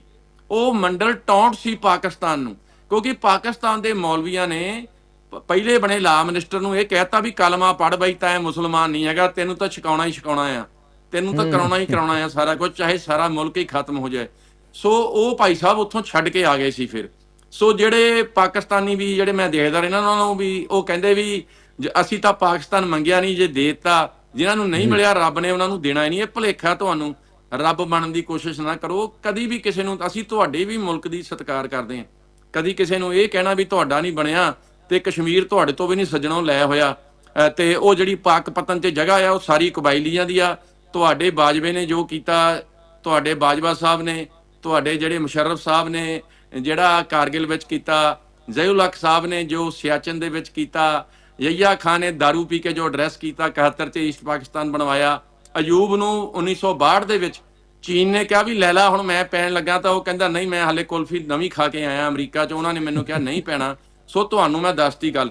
ਸੋ ਤੁਹਾਡੇ ਖਿੱਤੇ ਦੇ ਵਿੱਚ ਆਹ ਜਿਹੜੀ ਤੁਸੀਂ ਦੇਖ ਰਹੇ ਨਾ ਕਾਰਨੀ ਜਾ ਰਿਹਾ ਭਾਰਤ ਦੀ ਫੌਜ ਨੂੰ ਡਾਇਰੈਕਟ ਐਡਰੈਸ ਕਰਨਾ ਅਮਰੀਕੀ ਡਿਪਲੋਮੈਟਾਂ ਦਾ ਉਸ ਖਿੱਤੇ ਦੇ ਵਿੱਚ। ਔਰ ਇੱਕ ਨਵਾਂ ਤੁਹਾਨੂੰ ਦੱਸਦਾ ਇੱਕ ਸਿਕਿਉਰਿਟੀ ਬਲੌਕ ਅਮਰੀਕਾ ਬਣਾਉਣ ਜਾ ਰਿਹਾ, ਜਿਹਦੇ ਵਿੱਚ ਭਾਰਤ ਉੱਥੇ ਇੰਡੋ ਪੈਸੀਫਿਕ ਦੇ ਵਿੱਚ ਕੁਆਡ ਤੋਂ ਅਲੱਗ ਅਮਰੀਕਾ ਦੀ ਇੱਕ ਕੋਸ਼ਿਸ਼ ਹੈ ਕਿ AI ਬਲੌਕ ਵੀ ਇਦਾਂ ਦਾ।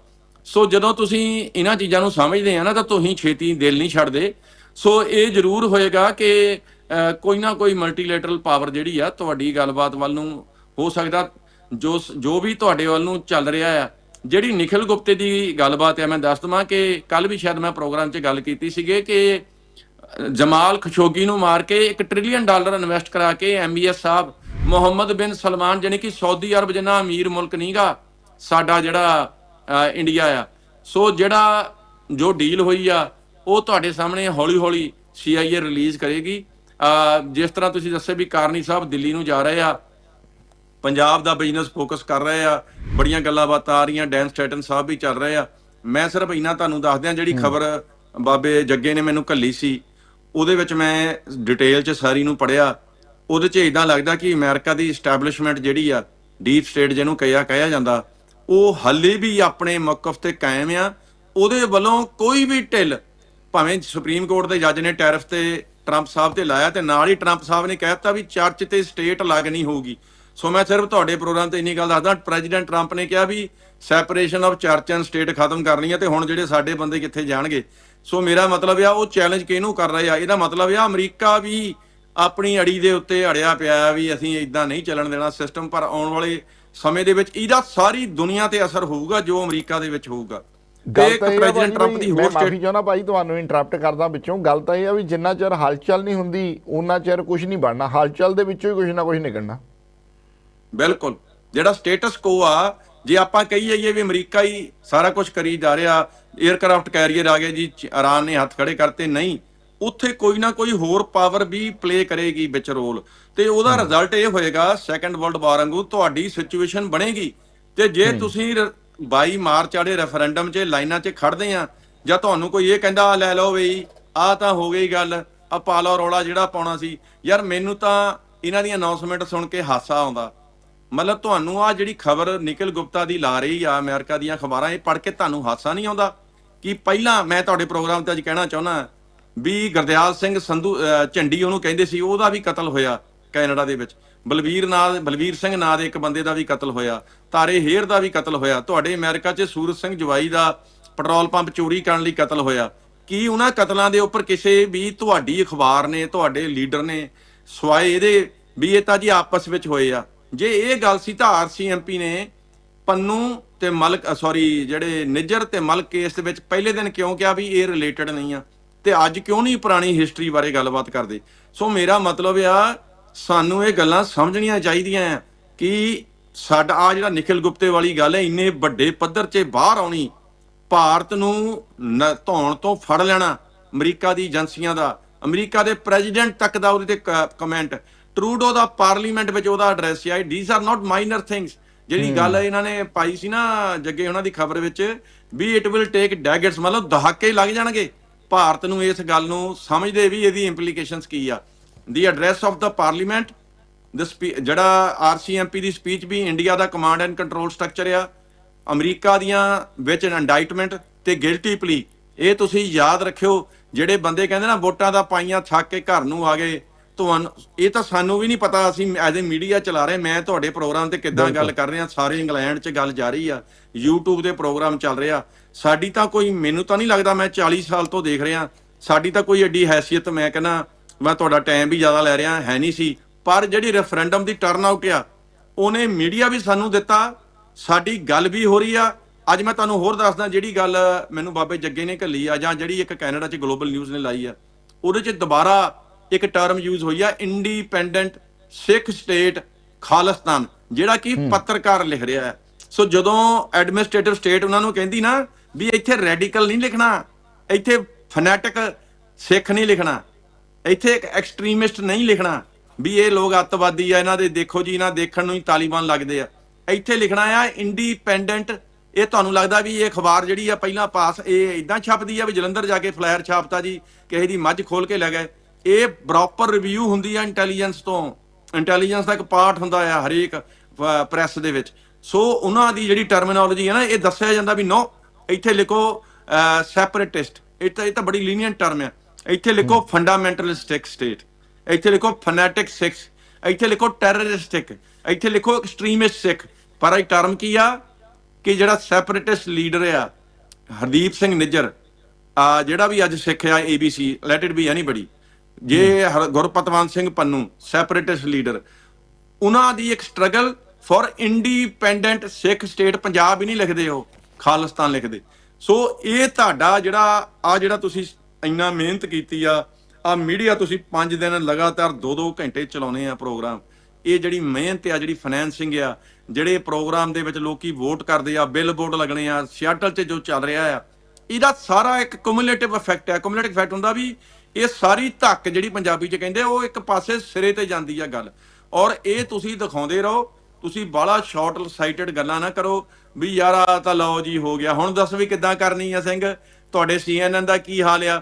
ਮੈਂ ਤੁਹਾਨੂੰ ਦੱਸਦਾ ਵੀ CNN ਤਾਂ ਕਾਕਾ ਤੁਹਾਡੀਆਂ ਖਬਰਾਂ ਤੁਹਾਨੂੰ ਦਿੰਦਾ ਹੋਰ ਦੁਨੀਆ ਦੀਆਂ, ਅਸੀਂ ਤੁਹਾਡੀ ਖਬਰ ਦਿੰਨੇ ਆ। ਜੇ ਤੁਸੀਂ ਐਡਾ ਹੀ ਪਾਗਲ ਆ ਕਿ ਤੁਹਾਨੂੰ ਇਹ ਲੱਗਦਾ ਵੀ ਅਸੀਂ ਆਪਣੇ ਮੀਡੀਏ ਨੂੰ ਮਜ਼ਾਕ ਕਰੀਏ, ਤੇ ਜਿਹੜਾ ਤੁਹਾਡੀ ਗੱਲ ਕਰ ਰਿਹਾ ਪ੍ਰੋਗਰਾਮ, ਜਿਹੜੇ 2 ਬੰਦੇ 2-2 ਘੰਟੇ ਆਪਣਾ ਬਿਜ਼ਨਸ ਛੱਡ ਕੇ ਤੁਹਾਡੀ ਗੱਲ ਤੁਹਾਡੇ ਤੱਕ ਲੈ ਕੇ ਆਉਂਦੇ ਆ, ਤਾਂ ਫਿਰ ਮੈਨੂੰ ਇਕਬਾਲ ਦਾ ਇੱਕ ਸ਼ੇਰ ਯਾਦ ਆ ਵੀ ਖੁਦਾ ਨੇ ਆਜ ਤੱਕ ਉਸ ਕੌਮ ਕੀ ਹਾਲਤ ਨਹੀਂ ਬਦਲੀ, ਨਾ ਹੋ ਖੁਦ ਜਿਸ ਕੋ ਆਪਣੇ ਜਿਹਨੂੰ ਆਪਣਾ ਫਿਕਰ ਨਾ ਹੋਵੇ ਹਾਲਾਤ ਬਦਲਣ ਦਾ। ਸੋ ਹਾਲਾਤ ਇਹ ਆ ਵੀ ਪਾਕਿਸਤਾਨ ਦੀ ਫੌਜ ਜਾਏਗੀ ਗਜ਼ਾ ਦੇ ਵਿੱਚ, ਜਿਹੜਾ ਟਰੰਪ ਪੀਸ ਅਕੋਰਡ ਆ ਜਿਹੜਾ ਚੱਲ ਰਿਹਾ, ਤੇ ਉੱਥੇ ਜਾ ਕੇ ਉਹ ਬਣਾਏਗੀ ਤਰੀਕੇ ਤਾਲਿਬਾਨ ਹਮਾਸ, ਤਰੀਕੇ ਤਾਲਿਬਾਨ ਫਲਸਤੀਨ, ਮਤਲਬ 2 ਤਰ੍ਹਾਂ ਤੇ ਉਹਨਾਂ ਨੂੰ ਵੰਡੇਗੀ।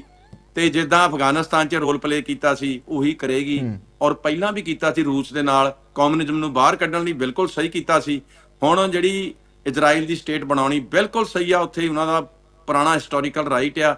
ਪਰ ਸਵਾਲ ਇਹ ਪੈਦਾ ਹੁੰਦਾ ਆ ਕਿ ਇਹ ਸਾਰਾ ਕੁਝ ਕਰਕੇ ਇਹ ਆਪਣੀ ਜਾਨ ਬਚਾ ਲੈਣਗੇ। ਮੈਂ ਤੁਹਾਡੇ ਪ੍ਰੋਗਰਾਮ ਤੇ ਕਹਿਣਾ, ਜਿਹੜੇ ਇਹਨਾਂ ਦੇ ਵੀ ਸੁਣਨ ਵਾਲੇ ਬੜੇ ਬੜੇ ਬੰਦੇ ਆ, ਤੁਸੀਂ ਬੜੀਆਂ ਗੱਲਾਂ ਕੀਤੀਆਂ, ਪਾਕਿਸਤਾਨ ਨੂੰ ਚਿੱਠੀ ਦਿੱਤੀ ਨਹੀਂ ਤਾਂ ਫਿਰ ਈਰਾਨ ਨੂੰ ਚਿੱਠੀ ਕਿਹਨੇ ਦਿੱਤੀ ਸੀ। ਸਵਾਲ ਇਹ ਪੈਦਾ ਹੁੰਦਾ ਮੇਰੇ ਦੋਸਤ, ਕੋਈ ਇੱਕ ਦੂਸਰੇ ਨਾਲ ਨਫ਼ਰਤ ਨਹੀਂ।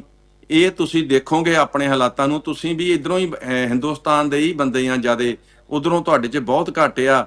ਸੋ ਜਿਹੜੀ ਚੋਇਸ ਬਹਾਦਰ शाह जफर ने की सी है, कितना बदनसीब है जफर दफन के लिए 2 गज जिगमी ना मिली कूचा। यार मैं एक मेजर ब्रिटिश का खड़ा होके ये 20 मुंडे खड़े करके 18 ਦੀਆਂ ਧੌਣਾ ਲਾਤੀਆਂ, 2 ਰਹਿ ਗਏ ਸੀ ਸਿਕੰਦਰ ਬਖਤ, ਉਹਨਾਂ ਚੋਂ ਇੱਕ ਦਾ ਨਾਂ ਸੀ, ਤੇ ਇਹਨੇ ਸਰੈਂਡਰ ਕਰ ਲਿਆ ਬਹਾਦਰ ਸ਼ਾਹ ਨੇ 1857 ਤੋਂ ਬਾਅਦ। ਤੇ ਇੱਕ ਖੰਘਦਾ ਹੋਇਆ ਉਹ ਬਰਮੇ ਦੇ ਵਿੱਚ ਇੱਕ ਗਰਾਜ 'ਚ ਮਰਿਆ। ਸੋ ਹਾਲਾਤ ਕਦੋਂ ਬਦਲ ਜਾਂਦੇ ਦੁਨੀਆ ਦੇ ਇਹ ਕੋਈ ਪਤਾ ਨਹੀਂ। ਮਾਫ ਕਰਨਾ, ਤੁਹਾਡੇ ਪ੍ਰੋਗਰਾਮ 'ਚ ਅੱਜ ਮੈਂ ਕਈ ਕੁਛ ਹੀ ਮਿਕਸ ਕਰ ਦਿੱਤਾ, ਪਰ ਜਿੰਨਾ ਕਿ ਮੈਨੂੰ ਲੱਗਦਾ ਸੀਗਾ ਮੈਂ ਗੱਲ ਉਨੀ ਕੁ ਕਰਨ ਦੀ ਕੋਸ਼ਿਸ਼ ਕੀਤੀ ਹੈ। ਬਹੁਤ ਧੰਨਵਾਦ ਭਾਜੀ। ਨਹੀਂ ਭਾਜੀ, ਬਿਲਕੁਲ ਠੀਕ ਆ। ਦੇਖੋ ਇਹਦੇ 'ਚ ਤਾਂ ਆਪਾਂ ਜਦੋਂ ਪ੍ਰੋਗਰਾਮ ਕਰਦੇ ਆ, ਜਿੱਦਾਂ ਮੈਂ ਗੁਪਤਵੰਤ ਸਿੰਘ ਪੰਨੂ ਨਾਲ ਵੀ ਇਸ ਮਸਲੇ ਦੇ ਉੱਤੇ ਗੱਲਬਾਤ ਕੀਤੀ ਸੀਗੀ ਵੀ ਜਿਹੜਾ ਕਾਰਨੀ ਗਵਰਨਮੈਂਟ ਨੇ ਕਿਹਾ ਵੀ ਅਸੀਂ ਨਹੀਂ ਮਤਲਬ ਇੰਡੀਆ ਦਾ ਨਾਂ ਰੱਖਣਾ, ਵੀ ਕੋਈ ਵੀ ਸਬੂਤ ਜਿਹੜਾ ਜਿਹਦੇ ਇੰਡੀਆ ਦਾ ਨਾਂ ਆ ਅਸੀਂ ਉਹਨੂੰ ਮਤਲਬ ਪਬਲਿਕ ਨਹੀਂ ਕਰਨਾ ਚਾਹੁੰਦੇ। ਵਕੀਲ ਕਹਿੰਦਾ ਇਹ ਤਾਂ ਲੜਾਈ ਆ, ਇਹਦਾ 5-7 ਸਾਲ ਜਦ ਤੱਕ ਸਿੱਧਰੋਂ ਛਤਰੀ ਪਤਾਣ ਨਹੀਂ ਹੁੰਦਾ ਦੁਨੀਆ ਦਾ, ਇਹ ਤਾਂ ਇਦਾਂ ਹੀ ਚੱਲਣਾ। ਕਦੇ ਅੱਜ ਖਬਰ ਪੋਜ਼ਿਟਿਵ ਆ, ਕੱਲ ਨੂੰ ਹੋ ਸਕਦਾ ਇੱਧਰ ਦੀ ਆ ਜਾਵੇ, ਪਰਸੋਂ ਨੂੰ ਉੱਧਰ ਦੀ ਆ ਜਾਵੇ। ਤੁਸੀਂ ਤਾਂ ਆਪਣੀ ਲਗਾਤਾਰਤਾ ਬਣਾਈ ਰੱਖਣੀ ਆ। ਸੋ ਜਿਹੜੀ ਰਜੇਸ਼ ਔਜਾ ਨੇ ਲਾਈ ਹੈ ਨਾ, ਉਹ ਕਹਿੰਦਾ ਹੌਂਟ ਇੰਡੀਆਜ਼ ਇੰਟੈਲੀਜੈਂਸ ਐਸਟੈਬਲਿਸ਼ਮੈਂਟ। ਇਹ ਤੁਹਾਨੂੰ ਦੱਸਾਂ, ਜਿਹੜੇ ਪੱਤਰਕਾਰ ਹੁੰਦੇ ਨੇ, ਇਹ ਪੱਤਰਕਾਰ ਜਿਹੜੇ ਭਾਰਤ ਦੇ ਦੁਨੀਆ ਦੇ ਕਿਸੇ ਵੀ ਦੇਸ਼ ਦੇ ਪੱਤਰਕਾਰ ਕਿਉਂ ਨਾ ਹੋਵੇ, ਸਾਨੂੰ ਛੱਡ ਕੇ ਜਿਹੜੇ 3 ਬੈਠੇ ਆ, ਕਿਉਂਕਿ ਸਾਡਾ ਦੇਸ਼ ਕੋਈ ਨਹੀਂ ਹੈਗਾ, ਸਾਡੇ ਕੋਲ ਰਾਜ ਕੋਈ ਨਹੀਂ, ਨਾ ਸਾਡੇ ਕੋਲ ਅੰਬੈਸੀਆਂ ਨੇ, ਨਾ ਸਾਡੇ ਕੋਲ ਇੰਟੈਲੀਜੈਂਸ ਆ। ਮੈਜੋਰਟੀ 'ਚ ਜਿੰਨੇ ਮੇਨ ਸਟਰੀਮ ਉਹਨਾਂ ਦੇ ਰਿਪੋਰਟਰਸ ਹੁੰਦੇ ਨੇ, ਉਹ ਇੰਟੈਲੀਜੈਂਸ ਦੇ ਨਾਲ ਹੀ ਕੰਮ ਕਰਦੇ ਹੁੰਦੇ ਨੇ। ਉਹਨਾਂ ਦੀ ਜਿਹੜੀ ਲਿਖਣ ਸ਼ੈਲੀ ਹੁੰਦੀ ਆ, ਉਹ ਫਿਰ ਟ੍ਰੇਨਿੰਗ ਇੱਦਾਂ ਦੀ ਹੋ ਜਾਂਦੀ ਹੈ ਵੀ ਫਿਰ ਉਹਨਾਂ ਨੂੰ ਆਪਣੇ ਆਪ ਸੁੱਤੇ ਸਿੱਧ ਪਤਾ ਲੱਗਣ ਲੱਗ ਜਾਂਦਾ ਵੀ ਲਿਖਣਾ ਕੀ ਆ। ਫਿਰ ਉਹਨਾਂ ਨੂੰ ਡਿਕਟੇਸ਼ਨ ਨਹੀਂ ਲੈਣੀ ਪੈਂਦੀ ਹੁੰਦੀ ਇੰਟੈਲੀਜੈਂਸ ਤੋਂ ਵੀ ਕੀ ਲਿਖੀਏ, ਉਹਦਾ ਆਪਣੇ ਆਪ ਦਿਮਾਗ ਕੰਮ ਕਰਨ ਲੱਗਦਾ ਵੀ ਕੀ ਇੰਟੈਲੀਜੈਂਸ ਚਾਹੁੰਦੀ, ਅਬਜ਼ਰਵ ਕਰਨ ਲੱਗ ਜਾਂਦੇ ਹੁੰਦੇ ਨੇ। ਜਿਹੜੀ ਉਹਨਾਂ ਨੇ ਲਿਖਿਆ ਨਾ ਹੌਂਟ, ਸੋ ਜਿਹੜਾ ਕਈ ਵਾਰ ਕਹਿੰਦਾ ਆਪਾਂ ਦੇ ਦਿੰਦੇ ਹੌਰਰ ਫਿਲਮਾਂ ਆਉਂਦੀਆਂ ਨੇ ਵੀ ਹੌਂਟ ਕਰਦੀ ਆ, ਉੱਥੇ ਆਉਂਦੀ ਆ, ਤੰਗ ਕਰਦੀ ਆ, ਉਹ ਇਹ ਉਹਨਾਂ ਨੇ ਕਿਹਾ ਵੀ ਜਿਹੜਾ ਨਿਖਿਲ ਗੁਪਤਾ ਵਾਲਾ ਐਪੀਸੋਡ ਆ, ਇਹ ਤਾਂ ਇੰਡੀਅਨ ਇੰਟੈਲੀਜੈਂਸ ਨੂੰ, ਐਸਟੈਬਲਿਸ਼ਮੈਂਟ ਨੂੰ ਇਹ ਤਾਂ ਆ ਕੇ ਚਿੰਮੜੂਗੀ। ਇਹਦੇ ਆ ਕੇ ਚਿੰਮੜ ਜਾਣਾ। ਜਿਵੇਂ ਪੁਰਾਣੇ ਪਿੰਡਾਂ 'ਚ ਕਹਿੰਦੇ ਹੁੰਦੇ ਸੀ ਵੀ ਪੁਰਾਣੇ ਘਰ ਦੇ ਵਿੱਚ ਉੱਥੇ ਇੱਕ ਭੂਤਨੀ ਆਉਂਦੀ ਆ, ਉਹ ਆਖ ਨੂੰ ਚਿੰਮੜ ਜਾਂਦੀ ਆ, ਬੰਦਿਆਂ ਨੂੰ ਪੈ ਜਾਂਦੀ ਆ, ਉਹ ਖੂਹ ਦੇ ਉੱਤੇ ਲਾਈਟ ਦਿਖਦੀ ਆ। ਇਹ ਤਾਂ ਹੁਣ ਹਿੰਦੁਸਤਾਨ ਦੀ ਇੰਟੈਲੀਜੈਂਸ ਨੂੰ ਇੱਦਾਂ ਹੀ ਦਿਖੇ ਕਰਨਾ, ਲਾਈਟਾਂ ਹੀ ਦਿਖੇ ਕਰਨੀਆਂ, ਭੂਤਨੀਆਂ ਚਿੰਮੜੇ ਕਰਨੀਆਂ ਅਮਰੀਕਾ ਦੀਆਂ ਜਿਹੜੀਆਂ ਆ ਕੇ। ਸੋ ਇਹ ਮਤਲਬ ਇਹਦਾ ਮਤਲਬ ਬਣਦਾ। ਸੋ ਕਹਿਣ ਤੋਂ ਭਾਵ ਵੀ ਖਹਿੜਾ ਨਹੀਂ ਛੁੱਟਣਾ, ਪੰਜਾਬੀ ਜਿਹਨੂੰ ਕਹਿ ਲਈਏ ਵੀ ਇਹਦਾ ਡੈਕੇਡਸ ਤੱਕ ਖਹਿੜਾ ਨਹੀਂ ਛੁੱਟਣਾ। ਕਿਉਂਕਿ ਗੱਲ ਨੋਟ ਕਰੋ, ਸ਼ੇਖ ਹਸੀਨਾ ਅਮਰੀਕਾ ਨੇ ਭਜਾਈ ਆ। ਸ਼ੇਖ ਹਸੀਨਾ ਨੇ ਟੋਟਲ ਆਪਣੇ ਕੋਲ 10 ਮਿੰਟ ਆ, ਐਕਸਟਰਾ ਟਾਈਮ ਵੀ ਐਡ ਕਰਕੇ ਦੋਨਾਂ ਵੀਰਾਂ ਕੋਲ 10 ਮਿੰਟ ਆ ਟੋਟਲ ਆਪਣੇ ਕੋਲ ਜੀ। ਉਹਦੇ ਚ ਸ਼ੇਖ ਹਸੀਨਾ ਅਮਰੀਕਾ ਨੇ ਭਜਾਈ ਆ। ਸ਼ੇਖ ਹਸੀਨਾ ਨੇ ਅਮਰੀਕਾ ਦੀ ਕੋਈ ਸਾਵਰਨਟੀ ਨੂੰ ਚੈਲੰਜ ਨਹੀਂ ਕੀਤਾ ਸੀ, ਉਹਨੇ ਤਾਂ ਸਿਰਫ ਹੱਥੇ ਬੰਨੇ ਸੀਗੇ। ਜਦੋਂ ਅਮਰੀਕਾ ਵਾਲੇ ਨੇ ਆ ਕੇ ਕਿਹਾ ਵੀ ਇੱਥੇ ਕ੍ਰਿਸਚੀਅਨ ਸਟੇਟ ਬਣਾਉਣੀ ਆ, ਤੇ ਉਹ ਕਹਿੰਦੀ ਜੀ ਨਾ ਕਰਿਓ, ਹੱਥੇ ਬੰਨੇ ਸੀ। ਅਮਰੀਕਾ ਦਾ ਕਹਿਣਾ ਨਹੀਂ ਮੰਨਿਆ, ਅਮਰੀਕਾ ਨੇ ਚੱਕ ਕੇ ਭਗਾ ਕੇ ਬਾਹਰ ਮਾਰੀ। ਇਮਰਾਨ ਖਾਨ ਨੇ ਕਿਹਾ ਸੀ ਨੋਟ ਔਰ ਨੈਵਰ ਸਮਥਿੰਗ ਲਾਈਕ, ਉਹਨਾਂ ਨੇ ਕੋਈ ਲਫ਼ਜ਼ ਵਰਤਿਆ ਸੀ। ਸਰਪੰਚ ਕਹਿੰਦਾ ਵੀ ਚੱਕ ਕੇ ਬਾਹਰ ਮਾਰੋ। ਇਹਦੀ ਹਿੰਮਤ ਕਿਵੇਂ ਪੈ ਗਈ ਵੀ ਸਾਨੂੰ ਕਿਸੇ ਗੱਲ ਤੋਂ ਨਾ ਕਰਨੇ ਦੀ। ਹੁਣ ਜਿਹੜੀ ਮੋਦੀ ਸਟੈਬਲਿਸ਼ਮੈਂਟ ਨੇ ਗੱਲ ਕੀਤੀ, ਉਹਨੇ ਨਾ ਨਹੀਂ ਕੀਤੀ, ਉਹਨੇ ਅਮਰੀਕਾ ਦੇ ਘਰ 'ਚ ਆ ਕੇ ਬੰਦਾ ਮਾਰਨ ਦੀ ਕੋਸ਼ਿਸ਼ ਕੀਤੀ ਹੈ। ਤੁਸੀਂ ਇਹਨੂੰ ਆਮ ਬੰਦੇ ਨੂੰ ਸਮਝ ਨਹੀਂ ਲੱਗਣੀ, ਪਰ ਜਿਹੜਾ ਸੈਟਅਪ ਹੋਇਆ ਆ ਅਮਰੀਕਨ ਸਟੈਬਲਿਸ਼ਮੈਂਟ ਦਾ, ਸਦਾਮ ਹੁਸੈਨ ਕਿਉਂ ਮਾਰਿਆ ਗਿਆ ਜਾਂ ਨਿਕੋਲਸ ਮਦੂਰੋ ਚੱਕਿਆ ਕਿਉਂ ਗਿਆ, ਅਮਰੀਕਾ ਇਸ ਚੀਜ਼ ਨੂੰ ਪਸੰਦ ਨਹੀਂ ਕਰਦਾ ਵੀ ਕੋਈ ਉਹਨੂੰ ਟੌਂਟ ਕਰੇ, ਕੋਈ ਉਹਨੂੰ ਜਵਾਬ ਦੇਵੇ। ਜਿਵੇਂ ਨਿਕੋਲਸ ਮਦੂਰੋ ਕਹਿੰਦਾ ਸੀ ਆ ਮੈਂ ਖੜਿਆ, ਚੱਕ ਲਾ ਮੈਨੂੰ, ਦੇਖ ਲਾ ਮੈਂ ਕੀ ਕਰਦਾ, ਅਗਲੇ ਨੇ ਚੱਕ ਲਿਆਂਦਾ। ਸੋ ਇਹਨੂੰ ਤੁਸੀਂ ਅਮਰੀਕਾ ਦੀ ਜਿਹੜੀ ਲਾਈਨ ਆਫ ਐਕਸ਼ਨ ਨੂੰ ਸਮਝਣ ਵਾਸਤੇ ਇਹਦੇ ਪਿਛਲੇ 100 ਸਾਲ ਦਾ ਤੁਹਾਨੂੰ ਇਤਿਹਾਸ ਸਮਝਣਾ ਪੈਣਾ। ਇਸੇ ਹਿਸਟਰੀ 'ਚੋਂ ਇਹ ਗੱਲ ਨਿਕਲਦੀ ਆ ਵੀ ਨਿਖਿਲ ਗੁਪਤਾ ਦਾ ਜਿਹੜਾ ਐਪੀਸੋਡ ਆ, ਹਿੰਦੁਸਤਾਨ ਦੀ ਇੰਟੈਲੀਜੈਂਸ ਨੂੰ ਇਹ ਹੌਂਟ ਕਰੂਗਾ। ਅਮਰੀਕਾ ਇਸ ਨੂੰ ਛੱਡਣ ਵਾਲਾ ਨਹੀਂ, ਉਹਨੇ ਕਿਸੇ ਨਾ ਕਿਸੇ ਦੀ ਇਹ ਉਹ ਚੀਜ਼ ਆ ਵੀ ਕਿਸੇ ਨਾ ਕਿਸੇ ਦੀ ਵੱਡੇ ਦੀ ਬਲੀ ਮੰਗਦੀ ਆ। ਬੰਦਾ ਕਹਿੰਦਾ ਨਹੀਂ ਹਿੰਦੀ ਫਿਲਮਾਂ 'ਚ ਵੀ ਤਾਂ ਬਹੁਤ ਬੜੇ ਕੀ ਬਲੀ ਮੰਗਦੀ ਆ ਨਾ, ਇਹ ਕਿਸੇ ਨਾ ਕਿਸੇ ਦੀ ਬਲੀ ਦੇ ਕੇ ਇਹਨਾਂ ਨੂੰ ਖੇੜਾ ਛਡਾਉਣਾ ਪੈਣਾ। ਇੰਡੀਆ 'ਚ ਬਲੀ ਪ੍ਰਥਾ ਦੀ ਵੀ ਸਿਸਟਮ ਹੈਗਾ ਆ, but it will take some time. ਇਹ ਇੱਕ ਪ੍ਰੋਸੈਸ ਆ, ਇਹ ਡੈਕੇਡਸ ਤੱਕ ਦਾ ਪ੍ਰੋਸੈਸ ਆ। ਸੋ ਮੈਨੂੰ ਇਸ ਚੀਜ਼ 'ਚ ਇਹ ਖੁਸ਼ੀ ਆ ਵੀ ਤੁਹਾਡੀ ਗੱਲ ਇਹਨਾਂ ਇਨਸੀਡੈਂਟਾਂ ਦੇ ਕਰਕੇ ਪੈਰਲਲ ਅਖਬਾਰਾਂ 'ਚ ਤੁਹਾਡੀ ਆਜ਼ਾਦੀ ਦੀ ਗੱਲ ਪੈਰਲਲ ਨਿਕਲਦੀ ਰਹਿਣੀ ਆ। ਜਿਵੇਂ ਭੁਪਿੰਦਰ ਸਿੰਘ ਨੇ ਕਿਹਾ ਵੀ ਉਹਨਾਂ ਨੇ ਲਿਖਿਆ ਸੋਵਰਨ ਸਿੱਖ ਸਟੇਟ ਖਾਲਿਸਤਾਨ। ਹੁਣ ਇਹ ਚੀਜ਼ਾਂ ਜਿਹੜੀਆਂ ਨੇ ਲਗਾਤਾਰਤਾ ਦੇ ਨਾਲ ਸਤਿਗੁਰ ਨੇ ਐਸੀ ਵਿਧ ਬਣਾਈ ਹੋਈ ਆ, ਐਸੀ ਕੁੰਡੀ ਫਸਾਈ ਹੋਈ ਆ ਵੀ ਤੁਹਾਡੇ ਰਾਜ ਦੀ ਗੱਲ ਤੁਹਾਡੇ ਅਖਬਾਰਾਂ ਦੇ ਵਿੱਚ ਤੁਹਾਡੇ ਇਹਨਾਂ ਆਰਟੀਕਲ ਦੇ ਜ਼ਰੀਏ ਇਹਨਾਂ ਇਨਸੀਡੈਂਟ ਜਿਹੜੇ ਕਿ ਰਿਜ਼ੋਲਵ ਨਹੀਂ ਹੋਣ ਵਾਲੇ, ਉਹ ਸਾਨੂੰ ਲੱਗਦਾ ਆ ਵੀ ਇੱਥੇ ਤੁਹਾਨੂੰ ਕੀ ਲੱਗਦਾ ਵੀ ਜਿਹੜੀ ਇਹ ਸਮਝ ਜਿਹੜੀ ਮੈਂ ਸਮਝ ਰੱਖਦਾ ਹਾਂ ਇਸ ਵੇਲੇ ਵੀ ਕਿਸੇ ਦੇ ਬਾਹਰਲਾ ਦੇਸ਼ ਭੁੱਖ ਨੰਗ ਜਿੱਥੇ ਸਵੇਰੇ 5000 ਬੰਦਾ ਜਿਹੜੇ ਦੇਸ਼ ਦਾ ਅੰਬੈਸੀ ਮੂਹਰੇ ਖੜਿਆ ਹੋਵੇ, ਜਿੱਥੋਂ ਆ ਕੇ ਲੋਕ ਇਹਨਾਂ ਦੇਸ਼ਾਂ 'ਚ ਪ੍ਰੈਗਨੈਂਸੀ ਲੇਡੀਜ਼ ਕਰ ਲੈਂਦੀਆਂ ਵੀ ਮੇਰੇ ਜਵਾਕ ਨੂੰ ਕੈਨੇਡੀਅਨ ਪਾਸਪੋਰਟ ਮਿਲ ਜਾਵੇ, ਉਹ ਲੋਕ ਆ ਕੇ ਅਮਰੀਕਾ ਕੈਨੇਡਾ ਦੇ ਵਿੱਚ ਜੇ ਕੁਝ XYZ ਕਰਦੇ ਨੇ, ਤੁਹਾਨੂੰ ਲੱਗਦਾ ਵੀ ਜਿਹੜੀ ਸੀਸਸ ਇੰਟੈਲੀਜੈਂਸ ਜਿਹੜੀ ਕੈਨੇਡੀਅਨ ਸਿਕਿਉਰਿਟੀ ਇੰਟੈਲੀਜੈਂਸ ਆ ਫॉर द ਟਾਈਮ ਬੀਇੰਗ ਉਹ ਹੋ ਸਕਦਾ ਕੰਮ ਉੱਪਰ ਥੱਲੇ, ਪਰ ਇਹ ਮੈਂ ਤੁਹਾਨੂੰ ਦੱਸ ਦੇਵਾਂ ਜਿਵੇਂ ਕਹਿੰਦੇ ਨਾ ਵੀ ਬਦਲਾ ਲੈ ਲਈ ਜੂਣਿਆ ਜੇ ਮਾਂ ਦਾ ਜਾਇਆ, ਕੈਨੇਡਾ ਵੀ ਕਦੇ ਨਾ ਕਦੇ ਆ ਕੇ ਬਦਲਾ ਲਊਗਾ, ਅਮਰੀਕਾ ਵੀ ਲਊਗਾ, ਜਿਹੜੀ ਆ ਕੇ ਭੁੱਖ ਨੰਗ ਦੇਸ਼ ਨੇ ਇਹਨਾਂ ਦੇਸ਼ਾਂ 'ਚ ਆ ਕੇ ਇਹ ਲਾਈਨ ਆਫ ਐਕਸ਼ਨ ਵਰਤੀ ਆ। ਇਹ ਮੈਨੂੰ ਲੱਗਦਾ ਵੀ ਇਹ ਅਨਅਕਾਊਂਟਡ ਨਹੀਂ ਜਾ ਸਕਦਾ। ਸੋ ਸਮਾਂ ਥੋੜਾ ਆਪਾਂ ਭੁਪਿੰਦਰ ਸਿੰਘ ਕੋਲ 5 ਮਿੰਟ ਲਾਉਂਦੇ ਆ। ਹਾਂਜੀ ਜੀ ਜਿਹੜੀ ਤੁਸੀਂ ਗੱਲ ਕੀਤੀ ਨਾ ਵੀ ਜਿਹੜਾ ਜੋ ਐਵੀਡੈਂਸ ਬੋਲ ਰਿਹਾ ਇਸ ਕੇਸ ਦੇ ਵਿੱਚ, ਮੈਨੂੰ ਇਦਾਂ ਲੱਗਦਾ ਕਿ ਉਹ ਐਵੀਡੈਂਸ ਜੱਗਾ ਜੀ ਇਸ ਪਾਸੇ ਨੂੰ ਪੁਆਇੰਟ ਕਰਦਾ ਵੀ ਇਟ ਵਿਲ ਨਾਟ ਬੀ ਕਿਸੇ ਬੰਦੇ ਦਾ ਇੰਡੀਵਿਜੂਅਲ ਦਾ। ਇਹ ਮੇਰਾ ਆਪਣਾ ਇੱਕ ਐਂਗਲ ਆ ਤੁਹਾਡੀ ਗੱਲਬਾਤ ਤੋਂ ਬਾਅਦ ਕਿ ਇਕੱਲਾ ਇੱਕ ਬੰਦੇ ਦੀ ਬਲੀ ਦੇ ਕੇ ਡੋਵਲ ਦੀ ਜਾਂ ਚਲੋ ਮੋਦੀ ਦੀ ਜਾਂ ਅਮਿਤ ਸ਼ਾਹ ਦੀ ਜਾਂ ਜੈ ਸ਼ੰਕਰ ਦੀ, ਉਹ ਮੈਨੂੰ ਲੱਗਦਾ ਇੰਸਟੀਟਿਊਸ਼ਨਲਾਈਜ਼ ਜਿਹੜੀ ਗੱਲ ਹੋ ਜਾਂਦੀ ਨਾ ਜਦੋਂ ਕੋਈ ਗੱਲ ਬਹੁਤ ਵੱਡੇ ਪੱਧਰ ਤੇ ਚਲੀ ਜਾਂਦੀ ਆ, ਤਾਂ ਮੈਨੂੰ ਲੱਗਦਾ ਇਹਦੇ ਲਈ ਇਹਨਾਂ ਨੂੰ ਬਹੁਤ ਵੱਡੇ $1 ਟ੍ਰਿਲੀਅਨ ਤੋਂ ਵੀ ਜ਼ਿਆਦਾ ਜਿਹੜਾ ਸਾਊਦੀ ਅਰਬ ਨੇ ਦਿੱਤਾ ਆ ਕੁਝ ਦੇਣਾ ਪਏਗਾ, ਕਿਉਂਕਿ ਅਮਰੀਕਾ ਤਾਂ ਉਹ ਹੈ ਨਹੀਂ ਵੀ ਜਿੱਦਾਂ ਤੁਸੀਂ ਚਲੋ ਗਾਣਾ ਗਾਇਆ ਵੀ ਬਦਲਾ ਲੈ ਲਾ ਮਾਂ ਦਾ ਜਾਇਆ, ਉਹ ਮੋਰ ਵਿੰਡਿਕਟਿਵ ਇੰਡੀਵਿਜੂਅਲ ਐਕਟ ਆਫ ਵੈਂਜੈਂਸ ਆ ਵੀ ਇੱਕ ਨੂੰ ਮਾਰਦੇ ਦੋ ਨੂੰ ਮਾਰਦੇ। ਮੈਨੂੰ ਲੱਗਦਾ this will be more of Bharat ਨੂੰ ਬਹੁਤ ਕੁਝ ਇਹੋ ਜਿਹਾ ਕਰਨਾ ਪਏਗਾ,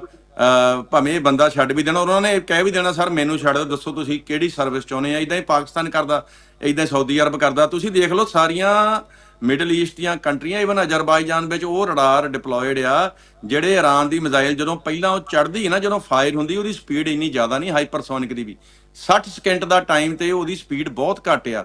ਉਹ ਪਾਕਿਸਤਾਨ ਦੇ ਰਡਾਰ ਨੇ ਵੀ ਦੱਸਣੀ ਆ, ਸਾਰੇ ਮੁਸਲਮਾਨ ਮੁਲਕਾਂ ਦੇ। ਸੋ ਕੋਈ ਪਰਵਾਹ ਨਾ ਕਰੋ ਵੀ ਮਿਜ਼ਾਈਲਾਂ ਪਹੁੰਚ ਜਾਣਗੀਆਂ ਉੱਥੇ ਤੱਕ। ਸੋ ਉਹ ਪਹਿਲਾਂ ਹੀ ਇੰਟਰਸੈਪਟ ਹੋ ਜਾਣੀਆਂ, ਤਾਂ ਹੀ ਇੰਨਾ ਬੜਾ ਅਮਲਾ ਜਿਹੜਾ ਫੌਜੀ ਅਰਮਾਡਾ ਜਿਹਨੂੰ ਕਹਿੰਦੇ ਨੇਵਲ ਅਰਮਾਡਾ ਹੈ, ਏਅਰ ਅਰਮਾਡਾ ਨੇਵਲ ਜੋ ਵੀ ਉਹਨਾਂ ਦਾ ਏਅਰ ਫੋਰਸ ਆ ਉੱਥੇ ਖੜੀ ਆ। ਸੋ ਮੈਂ ਇਹ ਗੱਲ ਤਾਂ ਕਹਿ ਰਿਹਾ ਤੁਹਾਡੇ ਪ੍ਰੋਗਰਾਮ ਤੇ ਵੀ ਜਦੋਂ ਅਕਬਰ ਦੇ ਮੁੰਡੇ ਨੇ ਇੱਕ ਕਨੀਜ਼ ਨੂੰ ਰਾਣੀ ਬਣਾਉਣ ਦੀ ਗੱਲ ਕੀਤੀ ਤੇ ਜਿਹੜਾ ਅਕਬਰ ਸੀ ਉਹਨੇ ਕਿਹਾ ਵੀ ਮੁੰਡੇ ਤੇ ਜਲਗਾਰ ਕਰਤੀ ਵੀ ਇਹਨੂੰ ਹੀ ਮਾਰ ਦੇਣਾ। ਚਲੋ ਜੋਧਾ ਬਾਈ ਨੇ, ਕਿਉਂਕਿ ਉਹਦਾ ਖੂਨ ਨਹੀਂ ਸੀ ਅਕਬਰ ਦਾ ਬਾਹਰੋਂ ਆਇਆ, ਉਹਨੇ ਕਿਹਾ ਵੀ ਛੱਡ ਦੇ, ਤਾਂ ਉਹਨੇ ਛੱਡਤਾ, ਨਹੀਂ ਤਾਂ ਉਹਨੇ ਕੋਈ ਸਿਪਾਹੀ ਬਚਾ ਲੈਣਾ ਸੀ। ਜੋ ਨਿਆਜ਼ੀ ਨੇ 1971 ਚ ਕੀਤਾ ਉਹਦੀ ਸਜ਼ਾ ਕੀ ਅਕਬਰ ਨੇ ਦੇਣੀ ਸੀ, ਇਹ ਕਹਿਤਾ ਵੀ ਮੇਜਰ ਜਨਰਲ ਨੂੰ ਸਜ਼ਾ ਨਹੀਂ ਦੇਣੀ, ਫੌਜ ਡਿਮੋਰਲਾਈਜ਼ ਹੋ ਜਾਂਦੀ ਹੈ। ਜੇ ਕੋਈ ਵੀ ਫੌਜੀ ਪਾਕਿਸਤਾਨ ਦਾ ਕਸ਼ਮੀਰ 'ਚ ਹੱਥ ਖੜੇ ਕਰਦੇ ਕਿ ਉਹਦੀ ਸਜ਼ਾ ਵੀ ਇਹੀ ਹੋਏਗੀ ਵੀ ਫੌਜ ਡਿਮੋਰਲਾਈਜ਼ ਹੋ ਜਾਏਗੀ। ਸੋ ਮੇਰਾ ਆਪਣੇ ਭਰਾਵਾਂ ਨੂੰ ਦੱਸਣ ਦਾ ਮਤਲਬ ਇਹ ਆ, ਜਿਹੜੀ ਤੁਹਾਡੀ ਗੱਲ ਜ਼ਰੂਰ ਮੈਂ ਉਹਦੇ ਤੇ ਹੀ ਲਿਆਉਣੀ ਆ ਵੀ ਦੇਰ ਆਰ ਟਾਈਮਸ ਜਿਹਦੇ ਵਿੱਚ ਮੁਲਕਾਂ ਨੂੰ ਕੌਮਾਂ ਨੂੰ ਇਹ ਬਹੁਤ ਜ਼ਰੂਰੀ ਹੁੰਦਾ ਕਿ ਉਹਨਾਂ ਦੀਆਂ ਜਾਨਾਂ ਦੀ ਵੀ ਭਾਵੇਂ ਕੋਈ ਕੀਮਤ ਰਹੇ ਨਾ ਰਹੇ, ਪਰ ਉਹਨਾਂ ਦੀ ਆਜ਼ਾਦੀ ਜਿਹੜੀ ਬਹੁਤ ਇੰਪੋਰਟੈਂਟ ਹੁੰਦੀ ਆ, ਕਿਉਂਕਿ ਮਰ ਹਰ ਨਸਲ ਜਾਂਦੀ ਆ। ਅਕਬਰ ਵੀ ਮਰ ਗਿਆ, ਹੋਰ ਜਿਹੜੇ ਸਾਡੇ ਦੁਸ਼ਮਣ ਸੀ ਉਹ ਵੀ ਮਾਰੇ ਗਏ, ਪਰ ਜਿਹੜੀਆਂ ਕੌਮਾਂ ਉਹ ਜੀਂਦੀਆਂ ਕਿਉਂ ਰਹਿਣੀਆਂ, ਨਸਲਾਂ ਜੀਂਦੀਆਂ ਕਿੱਦਾਂ ਰਹਿਣੀਆਂ, ਜਦੋਂ ਜਿਹੜੀਆਂ ਮੌਜੂਦ ਪ੍ਰੈਜ਼ੈਂਟ ਨਸਲਾਂ ਹੁੰਦੀਆਂ ਉਹ ਆਪਣਾ ਫਰਜ਼ ਪਛਾਣਦੀਆਂ, ਭਾਵੇਂ ਉਹ 22 ਮਾਰਚ ਨੂੰ ਸਿਆਟਲ ਦੇ ਵਿੱਚ ਤੇ ਭਾਵੇਂ ਉਹ ਕੱਲ ਨੂੰ ਓਟਵਾ ਦੇ ਵਿੱਚ ਜਾ ਕੇ ਜਦੋਂ ਹਾਜ਼ਰੀ ਲਵਾਉਣੀਆਂ, ਜਿਹੜਾ ਕਿ ਪਾਰਲੀਮੈਂਟ ਆ ਸਾਡਾ, ਜਿੱਥੇ ਅਨਾਉਂਸਮੈਂਟ ਹੋਈ ਸੀ ਵੀ ਸਿੱਖਾਂ ਦਾ ਕਤਲ ਕੀਤਾ ਗਿਆ, ਉੱਥੇ ਜਾ ਕੇ ਜਦੋਂ ਤੁਸੀਂ ਖਲੋਨੇ ਆ ਤੇ ਤੁਸੀਂ ਉਸ ਪਾਰਲੀਮੈਂਟ ਵਿੱਚ ਉਸ ਐਡਰੈਸ ਨੂੰ, ਉਸ ਪਾਰਲੀਮੈਂਟ ਵੱਲੋਂ ਟਰਾਂਸਨੈਸ਼ਨਲ ਰਿਪਰੈਸ਼ਨ ਜਿਹੜਾ ਉਹਦੇ ਤੇ ਇੱਕ ਪੂਰਾ ਹੀਅਰਿੰਗਸ ਹੋਈਆਂ, ਉੱਥੇ 1 ਮਿੰਟ ਦਾ 2 ਮਿੰਟ ਦਾ ਮੌਨ ਰੱਖਿਆ ਗਿਆ ਇੱਕ ਕੈਨੇਡੀਅਨ ਦੇ ਕਤਲ ਦੇ ਉੱਪਰ। ਮੈਂ ਸਮਝਦਾ ਵੀ ਤੁਹਾਡੀ ਉੱਥੇ ਹਾਜ਼ਰੀ ਲਵਾਉਣੀ, ਤਾਂ ਕਈ ਬੰਦੇ ਕਹਿੰਦੇ ਵੀ ਜਦੋਂ ਤੁਸੀਂ ਮੋਬਿਲਾਈਜ਼ ਕਰਦੇ ਆ ਤੇ ਉਹ ਵੀ ਦੁਸ਼ਮਣ ਨੋਟ ਕਰਦਾ ਆ। ਸੋ ਮੈਂ ਦੱਸਣਾ ਚਾਹੁੰਦਾ ਵੀ ਹੋਰ ਤਾਂ ਜਿੰਨਾ ਅਸੀਂ ਕੀਤਾ ਜਾਂ ਨਹੀਂ ਕੀਤਾ, ਮੈਂ ਤੇ ਗੱਪਾਂ ਮਾਰਦਾ ਨਹੀਂ ਵੀ ਉਸ ਮੋੜ ਤੇ ਇਸ ਮੋੜ ਤੇ, ਪਰ ਇੰਨਾ ਜ਼ਰੂਰ ਆ ਵੀ ਬੰਦਿਆਂ ਨੂੰ ਕਵਾਂਗੇ ਵੀ ਵੋਟਾਂ ਵੀ ਪਾਓ ਸੱਜਣੋ, ਤੇ ਤੁਸੀਂ ਕਿਸੇ ਡਰਾਮੇ 'ਚ ਨਾ ਆਓ, ਵੀ ਭੁਪਿੰਦਰ ਸਿੰਘ ਪੱਗ ਛੇਲੜਾਂ ਵਾਲੀ ਬੰਨ੍ਹਦਾ ਹੈ, ਲੜ ਪਿੱਛੇ ਛੱਡਦਾ ਹੈ, ਗੋਲ ਨਹੀਂ ਬੰਨ੍ਹਦਾ ਹੈ, ਚੌੜੀ ਬੰਨ੍ਹਦਾ, ਕਿਉਂਕਿ ਉੱਥੇ ਭੁਪਿੰਦਰ ਸਿੰਘ ਦਾ ਕੋਈ ਟੌਪਿਕ ਨਹੀਂ। ਉੱਥੇ ਟੌਪਿਕ ਹੈ ਖਾਲਿਸਤਾਨ ਬਣਨਾ ਚਾਹੀਦਾ ਜਾਂ ਨਹੀਂ ਬਣਨਾ ਚਾਹੀਦਾ। ਜੇ ਉੱਥੇ ਟੌਪਿਕ ਭੁਪਿੰਦਰ ਸਿੰਘ ਦਾ ਹੋਵੇ ਫਿਰ ਜ਼ਰੂਰ ਤੁਸੀਂ ਮੇਰੀ ਸਾਰੀ ਹਿਸਟਰੀ ਕੱਢ ਲਿਓ, ਤੇ ਜੇ ਟੌਪਿਕ ਹੀ ਤੁਹਾਡੇ ਆਉਣ ਵਾਲੀਆਂ ਨਸਲਾਂ ਦਾ ਫਿਊਚਰ ਆ ਤੇ 22 ਨੂੰ ਵੀ ਪਹੁੰਚੋ ਸੱਜਣੋ ਮਾਰਚ ਨੂੰ ਸਿਆਟਲ ਦੇ ਵਿੱਚ, ਤੇ ਤੁਸੀਂ ਕੱਲ 25 ਫਰਵਰੀ ਨੂੰ 6 ਵਜੇ ਬੱਸਾਂ ਫੜੋ ਮਾਲਟਨ ਤੋਂ ਤੇ ਆਪਣੀ ਹਾਜ਼ਰੀ ਲਵਾਓ, ਕਿਉਂਕਿ ਭਾਜੀ ਗੱਲ ਦਾ ਤਾਂ ਹੀ ਫਾਇਦਾ ਆ ਜੇ ਆਪਾਂ ਕੁਝ ਕਰ ਸਕੀਏ, ਨਹੀਂ ਤਾਂ ਸਟੋਰੀ ਸੁਣਾ ਕੇ ਮੈਂ ਵੀ ਬਹੁਤ ਚਿਰਾਂ ਦੀ ਸੁਣਾਉਣਾ ਹੈ ਜੀ ਭਾਜੀ। ਜੈਗ ਆਪਣੇ ਕੋਲ ਅੱਧਾ 20 ਸਕਿੰਟ ਨੇ ਤੁਹਾਡੇ ਕੋਲ, ਮੈਨੂੰ ਇਸ਼ਾਰਾ ਹੋ ਗਿਆ, ਉਹ ਕਹਿੰਦੇ ਜੀ 2 ਮਿੰਟ ਦੇ ਦਿਓ। ਸੋ ਜਿਹੜੀ ਗੱਲ ਭੁਪਿੰਦਰ ਸਿੰਘ ਨੇ ਕੀਤੀ ਨਾ ਮੋਬਿਲਾਈਜੇਸ਼ਨ, ਨਹੀਂ 1 ਮਿੰਟ ਹੈ ਤੁਹਾਡੇ ਕੋਲ ਜੈਗ ਸਿੰਘ। ਜਦੋਂ ਮੋਬਿਲਾਈਜੇਸ਼ਨ ਦੀ ਗੱਲ ਕਰਦੇ ਆ, ਪਾਕਿਸਤਾਨ ਦੀਆਂ ਜਦੋਂ 4 ਫੌਜੀ ਟਰੱਕਾਂ ਦੀਆਂ ਕਿਤੇ ਮੋਬਿਲਾਈਜੇਸ਼ਨ ਸਿੰਧ ਨੂੰ ਜਾਂਦੀਆਂ ਤੇ ਹਿੰਦੁਸਤਾਨ ਕਹਿਣ ਲੱਗ ਜਾਂਦਾ ਵੀ ਫੌਜੀ ਇੱਧਰ ਨੂੰ ਚੱਲੇ ਆ, ਫੌਜੀ ਉੱਧਰ ਨੂੰ ਚੱਲੇ ਆ। ਇਹ ਜਿਹੜੇ ਤੁਸੀਂ ਆਟਵਾ ਨੂੰ ਚੱਲੇ ਆ, ਤੁਹਾਡੀ ਜਿਹੜੀ ਆ ਸਿਵਿਲੀਅਨਸ ਦੀ ਜਿਹੜੀ ਮੋਬਿਲਾਈਜੇਸ਼ਨ ਆ, ਇਸ ਤੋਂ ਵੀ ਸਰਕਾਰਾਂ ਘਬਰਾਉਂਦੀਆਂ ਨੇ ਵੀ ਹੁਣ ਇੱਧਰ ਨੂੰ ਚੱਲੇ ਆ, ਹੁਣ ਸਿਆਟਲ ਨੂੰ ਚੱਲੇ ਆ, ਹੁਣ ਬਿਲਬੋਰਡ ਅਪ ਹੋ ਗਿਆ। ਉਹਨਾਂ ਨੂੰ ਪੁੱਛ ਕੇ ਦੇਖੋ ਵੀ ਕੀ ਬਣਦਾ ਆ ਕੀ ਨਹੀਂ ਬਣਦਾ। ਸੋ ਬਿਲਕੁਲ ਨਾਲ ਦੀ ਨਾਲ ਟਨਲ ਦੀ ਗੱਲ ਕੀਤੀ ਆ। ਮੈਂ ਦੱਸ ਦਵਾਂ ਭਾਰਤ ਨੇ ਵੀ 7 ਸਿਸਟਰ ਦੇ ਵਿੱਚ ਤਕਰੀਬਨ ਕਹਿੰਦੇ 12,000 ਕਰੋੜ ਦੀਆਂ ਉਹਨਾਂ ਨੇ ਕਈ ਟਨਲਾਂ ਬਣਾਓ। ਉਹਨਾਂ ਨੂੰ ਵੀ ਖਤਰਾ ਵੀ ਸਾਡੇ ਵਾਲਾ ਜਗੜ ਪੱਤਾ ਵੀ ਚੱਕ ਲੈਣਾ ਕਿਸੇ ਨੇ, ਅਸੀਂ ਵੀ ਟਨਲਾਂ ਖੋਦ ਲਈਏ, ਪਾਕਿਸਤਾਨ ਵੀ ਟਨਲਾਂ ਖੋਦਣ ਲੱਗ ਗਿਆ। ਸੋ ਬਹੁਤ ਰੌਲਾ ਆ, ਅਨਸਰਟਨਟੀ ਆ ਇਹਦੇ 'ਚ। ਤੁਹਾਡੇ ਹੱਥ 'ਚ ਤੁਹਾਡੀ ਕੰਪੇਨ ਆ। 22 ਮਾਰਚ ਨੂੰ ਸਿਆਟਲ ਵੋਟਾਂ, ਇਸ ਆਉਂਦੇ ਸ਼ਨੀਵਾਰ ਨੂੰ 28 ਫਰਵਰੀ ਨੂੰ 12 ਵਜੇ ਰੈਂਟਨ ਗੁਰਦੁਆਰਾ ਸਾਹਿਬ ਤੋਂ ਕਾਰ ਰੈਲੀ ਆ। ਜਿਹੜੇ ਸਿਆਟਲ 'ਚ ਬੈਠੇ ਸੁਣਦੇ ਨੇ ਉਹ ਜ਼ਰੂਰ ਇਸ ਆਪਣੀ ਸਿਵਿਲੀਅਨ ਮੋਬਿਲਾਈਜੇਸ਼ਨ ਦਾ ਹਿੱਸਾ ਬਣੋ। ਬਿਲਕੁਲ ਜੀ, ਆ ਲੱਗਿਆ ਹੋਇਆ ਸਕਰੀਨ ਦੇ ਉੱਤੇ। ਸੋ ਇੱਥੇ ਵੀ ਪਹੁੰਚਣਾ ਬਹੁਤ ਜ਼ਰੂਰੀ ਹੈ। ਓਟਵਾ ਕੱਲ੍ਹ ਨੂੰ ਜਿਹੜੀਆਂ ਬੱਸਾਂ ਜਾ ਰਹੀਆਂ ਮਾਲਟਨ ਗੁਰਦੁਆਰੇ ਤੋਂ, ਸੋ ਜਿਨ੍ਹਾਂ ਨੇ ਵੀ ਜਾਣਾ ਉੱਥੇ ਪਹੁੰਚ ਸਕਦੇ ਆ। ਸੋ ਬੱਸਾਂ ਦਾ ਜਿਹੜਾ ਉਹਨਾਂ ਨੇ ਪ੍ਰਬੰਧ ਕੀਤਾ ਹੋਇਆ। ਸੋ ਬਹੁਤ ਧੰਨਵਾਦ ਜੀ। ਆਪਾਂ ਡੈਨ ਸਟੈਂਟਨ ਔਰ ਜੇ ਗਰੇਵਾਲ ਹੋਣਾ ਦੀ ਇੱਕ ਇੰਟਰਵਿਊ ਜਿਹੜੀ ਹੁਣ ਆਪਾਂ ਉਹ ਸੁਣਨੀ ਆ। ਸੋ ਉਸ ਤੋਂ ਬਾਅਦ ਤਕਰੀਬਨ ਪ੍ਰੋਗਰਾਮ ਦੀ ਸਮਾਪਤੀ ਆ। 1 ਘੰਟੇ ਦੀ ਇੰਟਰਵਿਊ ਆ। ਡੈਨ ਸਟੈਂਟਨ ਜਿਹੜੇ ਕਿ ਸੀਸਸ ਦੇ ਐਗਜ਼ੈਕਟਿਵ ਵੀ ਰਹੇ ਆ ਔਰ ਅੱਜ ਕੱਲ੍ਹ ਨੈਸ਼ਨਲ ਸਿਕਿਉਰਿਟੀ ਪ੍ਰੋਗਰਾਮ ਦੇ ਉੱਤੇ ਕੰਮ ਵੀ ਕਰ ਰਿਹਾ। ਸੋ ਉਹਨਾਂ ਦੀ ਇੰਟਰਵਿਊ ਸੁਣਦੇ ਆ। ਵਾਹਿਗੁਰੂ ਜੀ ਕਾ ਖਾਲਸਾ, ਵਾਹਿਗੁਰੂ ਜੀ ਕੀ ਫਤਿਹ। Waheguru Ji Ka Khalsa, Waheguru Ji Ki Fateh. I'd like to welcome all our viewers today to our show. Today's show, we're going to be doing it in English. And as you can see, we have a guest on with us. He's very popular now in the Sikh Punjabi community, Mr. Dan Stanton, who's a former member of CSIS. And for those of you who don't know, CSIS is the Canadian Security and Intelligence Services. They provide, I guess, intelligence for Canada, and Canada is a member of the Five Eyes nations. So his role has been pivotal to protect Canada primarily and to ensure the safety of Canadians. And in these times where we see transnational oppression rising, we'll be looking to our security services in Canada to provide us with security. And who better to discuss the current environment than Mr. Dan Stanton himself. And Mr. Stanton, I'd like to welcome you to our show. Oh, it's a pleasure to be here, Jatinder. Thank you. Now, Mr. Stanton, many Sikhs and I guess the wider public have seen you on various news platforms, in news reportings, but a lot of people don't know who you are. And I wanted to get to know you, Mr. Stanton, the person, and what prompted you to join CSIS. Sure. I'll tell you, I got my humanities degree at Queen's University and landed full-time employment in a restaurant, in the kitchen, washing dishes. And so at about 8 months in, I came across this book called Men in the Shadows, and it was about the RCMP security service. And so I thought that'd be a cool place to work, and I wrote a resume and mailed it in, and they forgot about it, and I forgot about it. And about 3 years later, I'm in Toronto selling shoes at Yonge and St. Clair, and there's this new organization hiring intelligence officers. So I get a phone call, actually, as I was heading out to get the streetcar, to come in for an interview. Got through the selection process and the screening, testing, and I was in the first class of civilian intelligence officers because it was no longer RCMP. It was this new outfit called CSIS. Did some training up at Base Borden, and then I began working. I worked in the field right away. Most of my career was in what we call counterintelligence. It was dealing with states, the states, generally their intelligence services. And my main skill set was what we call human sources, like recruited sources, or agents as they call it in the movies, that provide that privileged, unique information to the government that you can't get anywhere else. So I'm what's called a human guy, human source work. Worked at Vancouver, Toronto, Ottawa field office headquarters, and I worked overseas a lot. And after about 31 years, getting older, I figured, okay, I'm eligible to retire. I'll retire. And now I'm in teaching the university, professional development and national security, and speaking publicly. And one of the reasons I speak publicly on this particular issue, I do, as you say, talk a lot about transnational repression. I've been very supportive of many Canadian communities on it. But when after the killing of Mr. Najjar and then the disclosure about all the criminal activities the Indian government was doing here, in addition to that, crime wave I call it, I found Canadians' reactions kind of muted in some ways. It wasn't the same as with China, and sometimes it wasn't the same with Iran. And so I simply found myself basically one of the few people I was actually speaking out against it. For the simple reason that I think Canadians should stick together, and I just don't like the idea of a foreign state bullying any Canadian regardless of their background. And so I sort of went from quiet retirement and 30 years of no publicity. I wasn't even on the internet. I was on social media. And now I guess it's my inner narcissist. I'm sort of, I've been all over there talking, and I was in the Commission of Inquiry. I managed to get a position of standing in Canada's Commission of Inquiry, which was more focused on election interference than transnational repression. But I try to keep the messaging going, because I think it's important that Canadians are being targeted in Canada by these foreign regimes. And they become more sophisticated than when I was a probationary intelligence officer working Russians and Chinese many years ago. They're very good at what they're doing.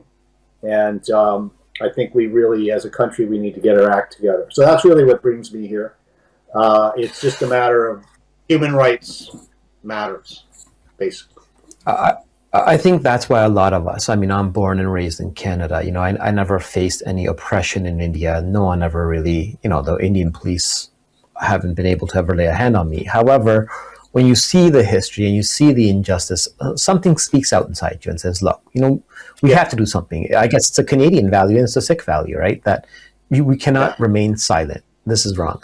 Now, I'm going to get back to a point of, and I want to know your opinion as to why do you believe the response from Canada and even other nations have been so muted when it comes to this issue with India. But before I get into that, while you were at CSIS, what areas, was it regions that you worked on? Were you specifically knowledgeable about one section, or was it just it's a spectrum, whichever location you were working, that's what it was? That's an interesting question. I haven't been asked that before. I think it was more functional. I worked a lot in counterintelligence, which is state programs. So whether it's their intelligence services, or even when I work weapons of mass destruction, it's their programs that are developing these weapons. CSIS does work overseas. You may hear otherwise.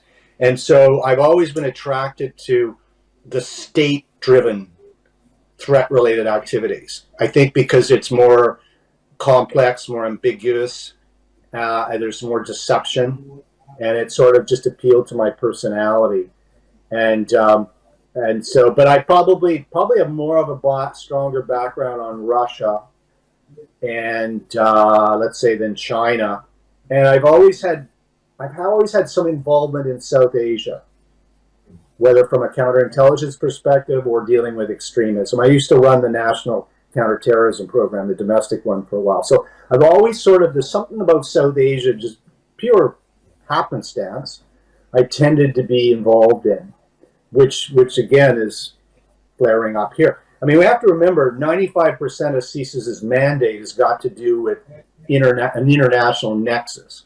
Almost all the threats have some foreign aspect to it. Which is why they always have an external focus in terms of looking at the landscape the threat landscape and seeing what's coming. So yeah, most of the programs I did more on counterintelligence.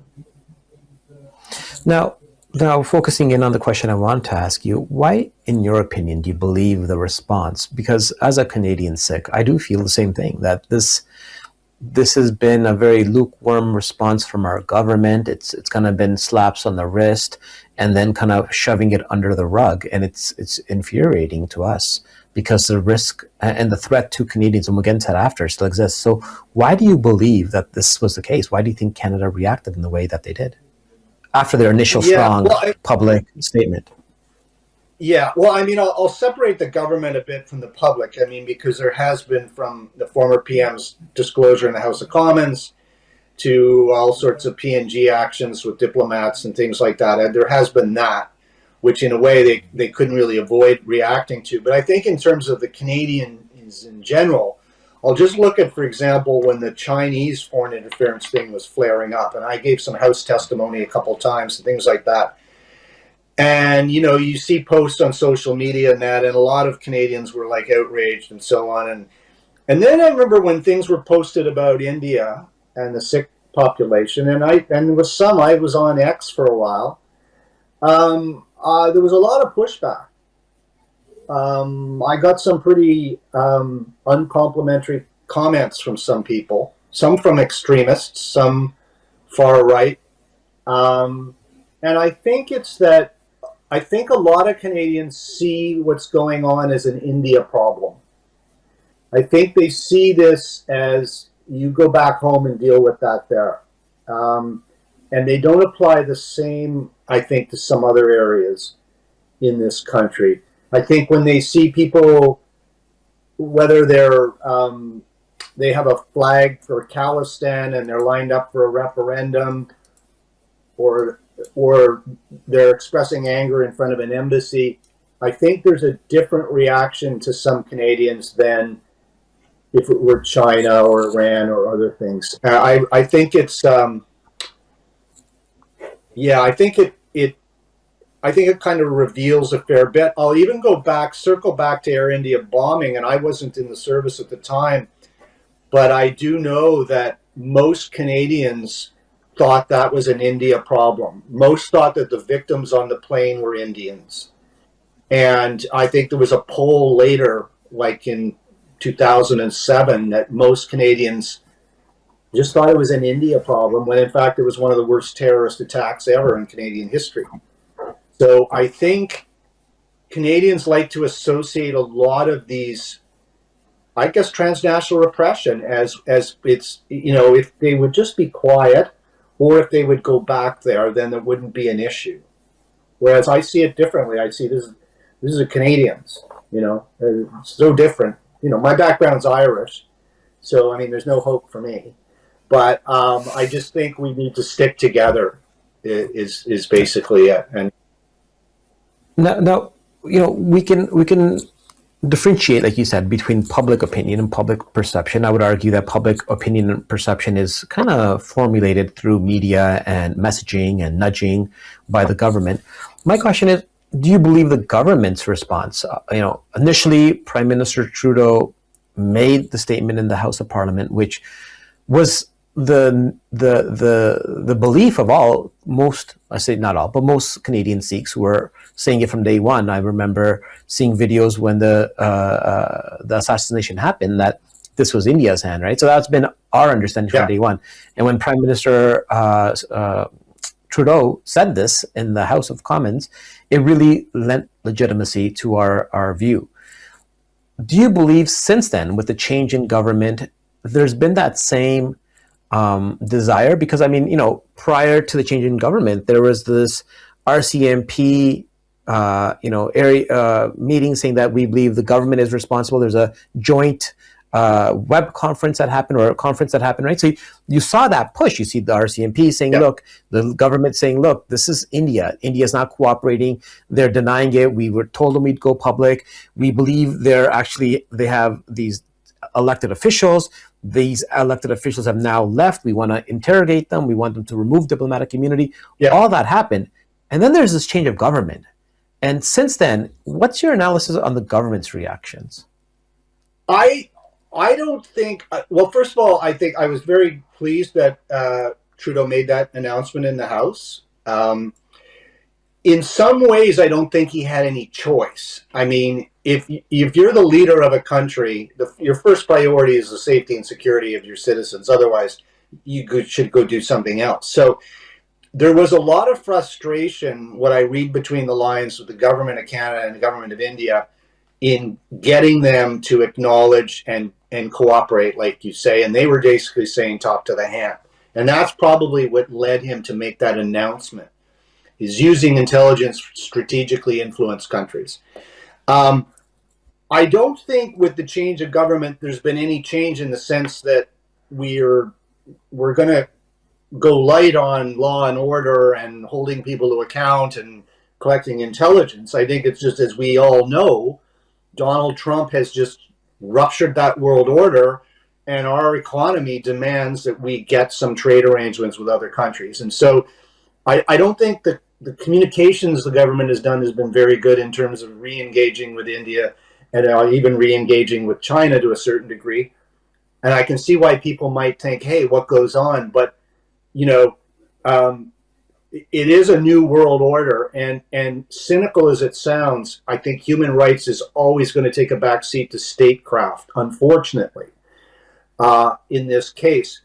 But I don't believe that the government itself, in its very myriad and multiple agencies, is decided that this isn't important or we're not dealing with it. We have a criminal prosecution, very significant one, that's unfolding, which of course the Prime Minister and various cabinet ministers aren't in any way involved in. They still have to manage the government. So I don't think the government or the public has changed that much, but I think it's understandable that, let's say if I was a Canadian of Sikh background, I might be looking at all the hugs and red carpets and saying, like, what gives? You know, can we get some communication here? You know, I have no doubt that Canada's intelligence agencies are still working this hard, and the RCMP has probably done great work on these prosecutions, particularly the one that's underway in Vancouver.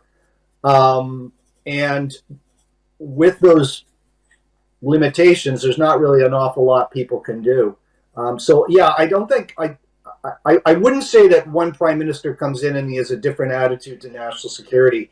I think maybe there just isn't the right communication with Canadians of what's going on. Right. Well, I'll turn to that point in time because I remember when Hardeep Singh Nijjar was assassinated, and then the Nikhil Gupta's indictment was made public. And in Nikhil Gupta's indictment, it says that when Hardeep Singh Nijjar was assassinated, he showed the video to the DEA agent, stating that this is one of our targets. And then he says, we have 3 more in Canada. Right. So he says there, you know, we have teams now hunting for 3 more guys. This is check mark for 1. There's 3 more killings coming.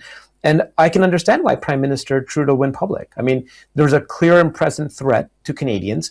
The Indians weren't explaining who they were, what they were doing, or why they were doing it. Well, I mean, it was clear why they were doing it.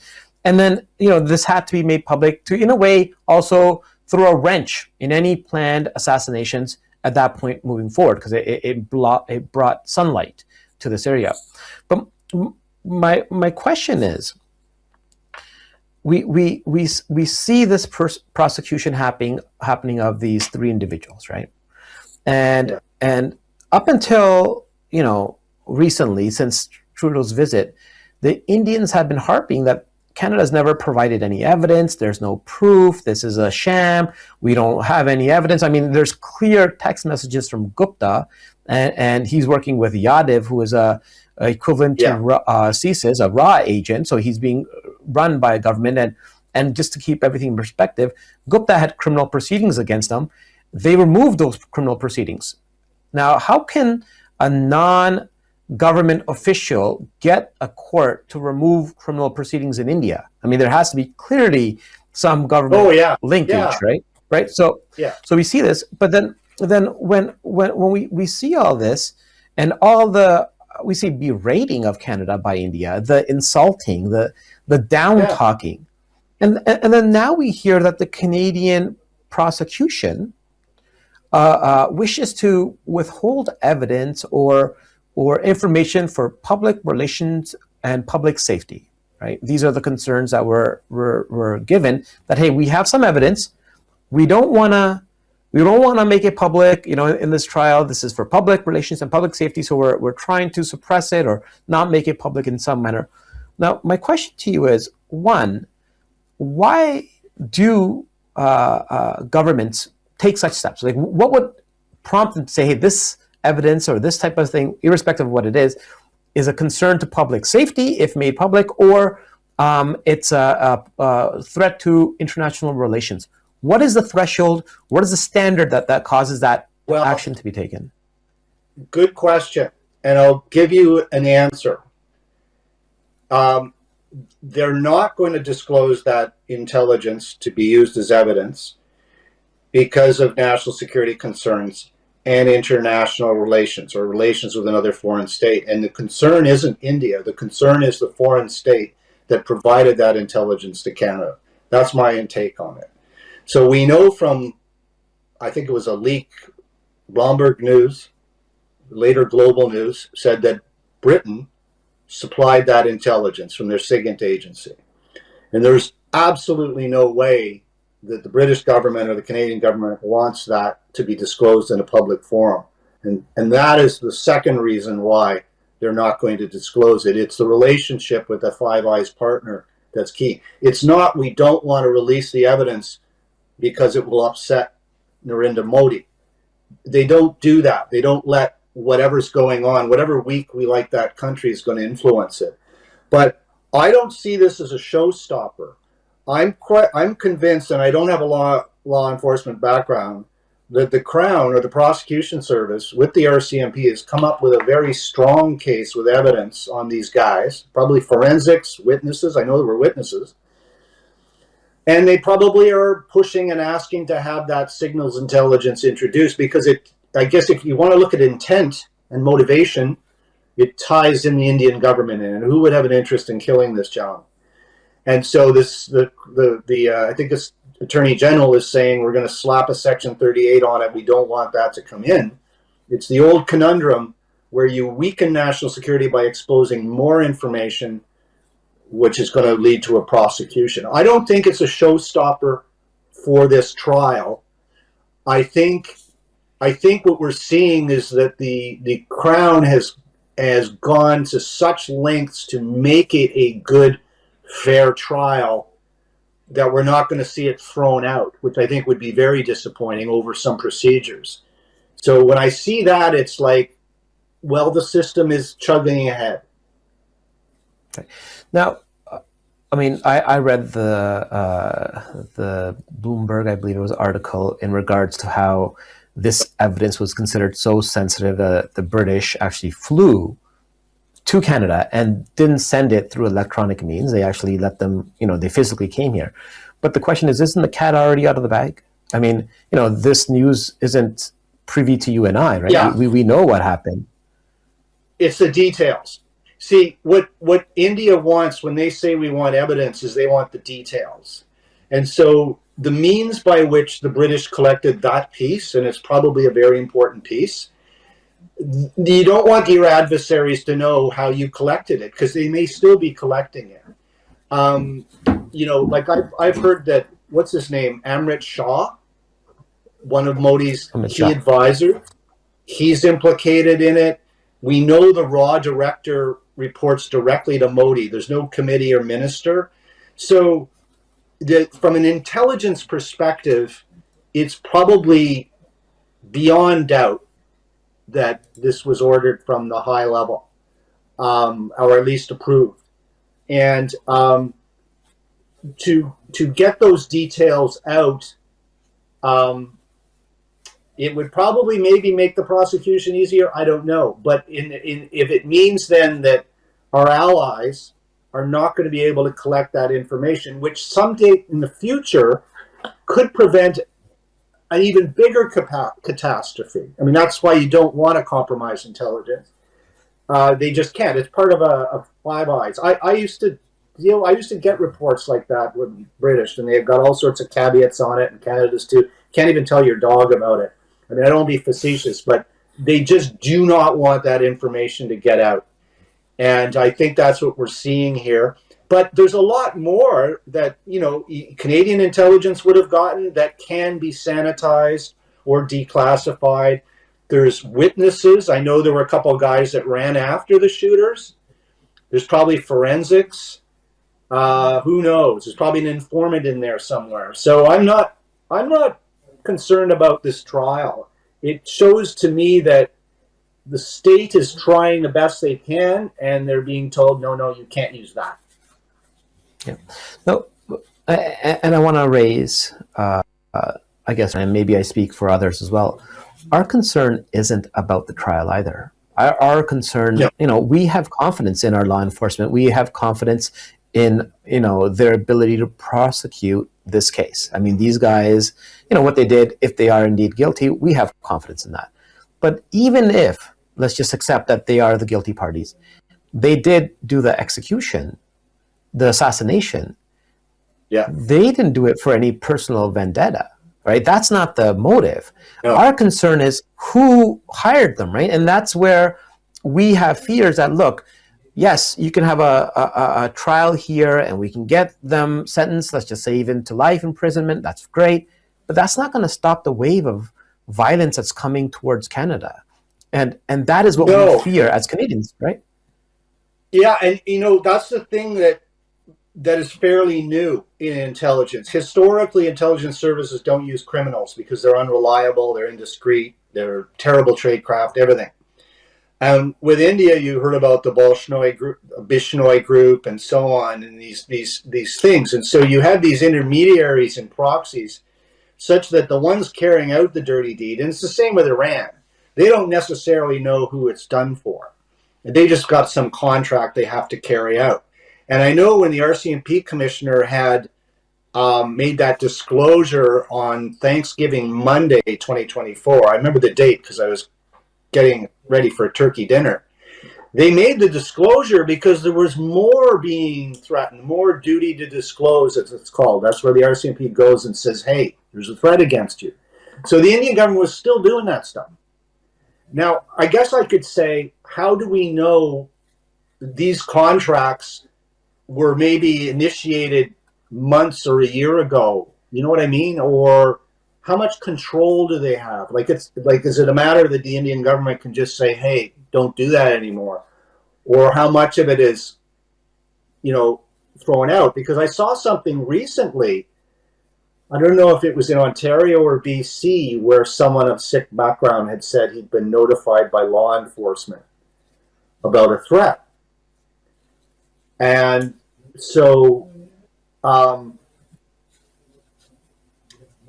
guess that's just the depravity of transnational repression. And that's where our concern lies, right? So, hey, look, let's simplify it for myself, right? We have this state, they're hiring people, presumably, to kill people, which we truly believe. And now we have this trial of some of the people that they hired.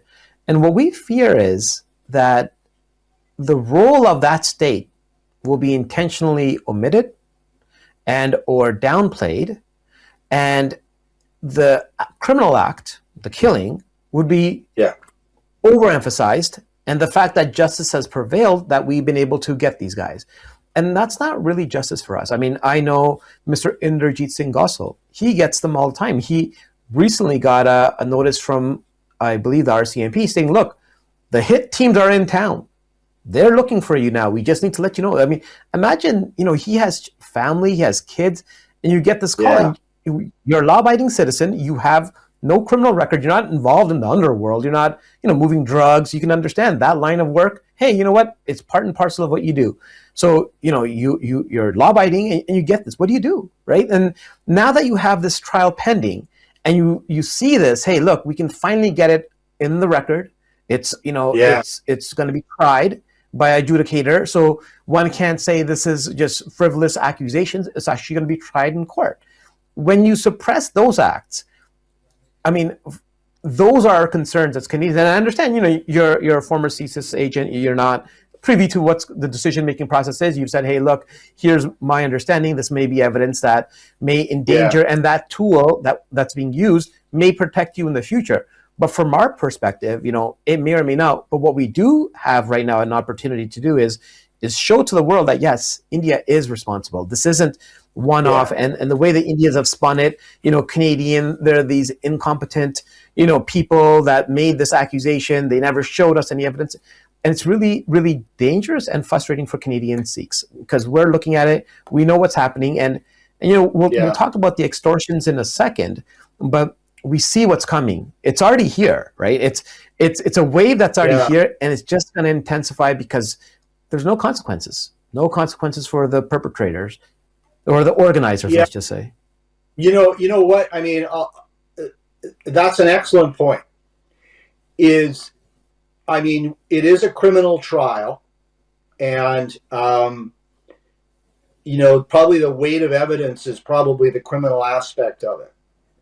But if you cannot tag the government of India in it, then, well, it's just a criminal trial, right? I mean, that's Exactly. that. So my hope, I guess, I'm an optimist, is there is some intelligence that's been, I guess, entered into the evidence, and maybe some evidence that can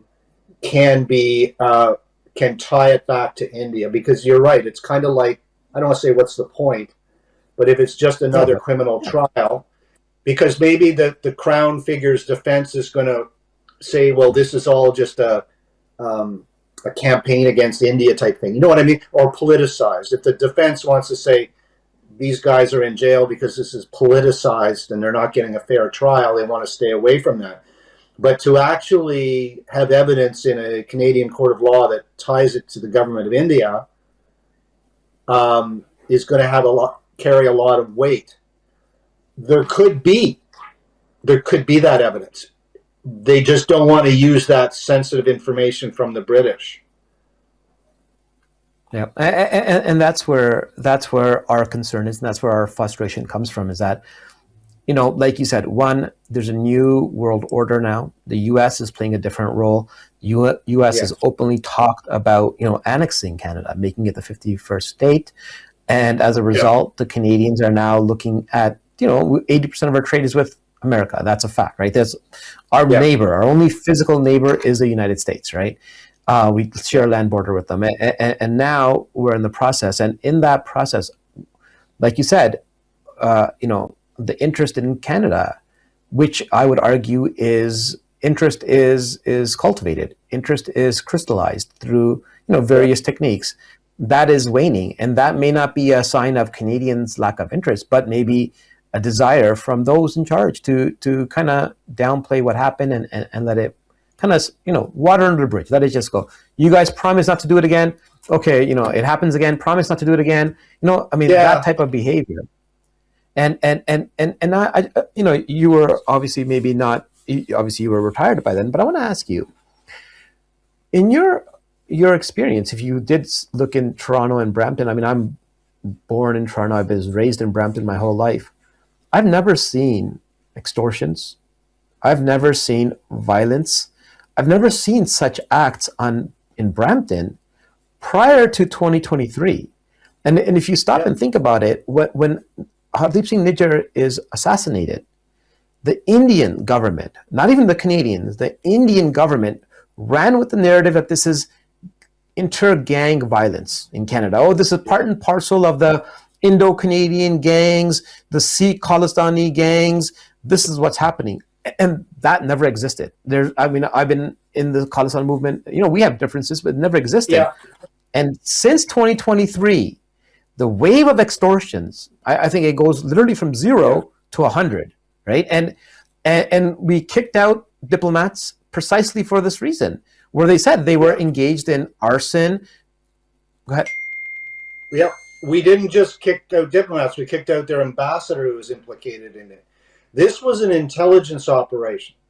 What they did using the Bishnoi gang and whoever else and their intelligence arm is they wanted to create this illusion that Canada was being overrun by criminals and terrorists of basically a Sikh background. They wanted to create that kind of foundation in people's minds, because then the propaganda was always Canada's weak on terrorism and Canada's weak on criminals. I used to see those videos.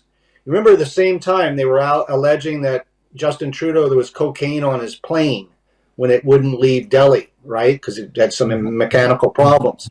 And so they were pumping disinformation in. Some of it was from the National Intelligence Agency to the Indian media about Canada lawlessness. You see the videos or the news, and they've got the big flashing lights and a Khalistani killed in Canada, and call Canada Canadistan and everything like that. So it was to promote this, partly for a domestic audience in India, but also to convey that Canada's just overrun with the extortions, the arsons, the killings, the violence, and of course the shootings and mayhem.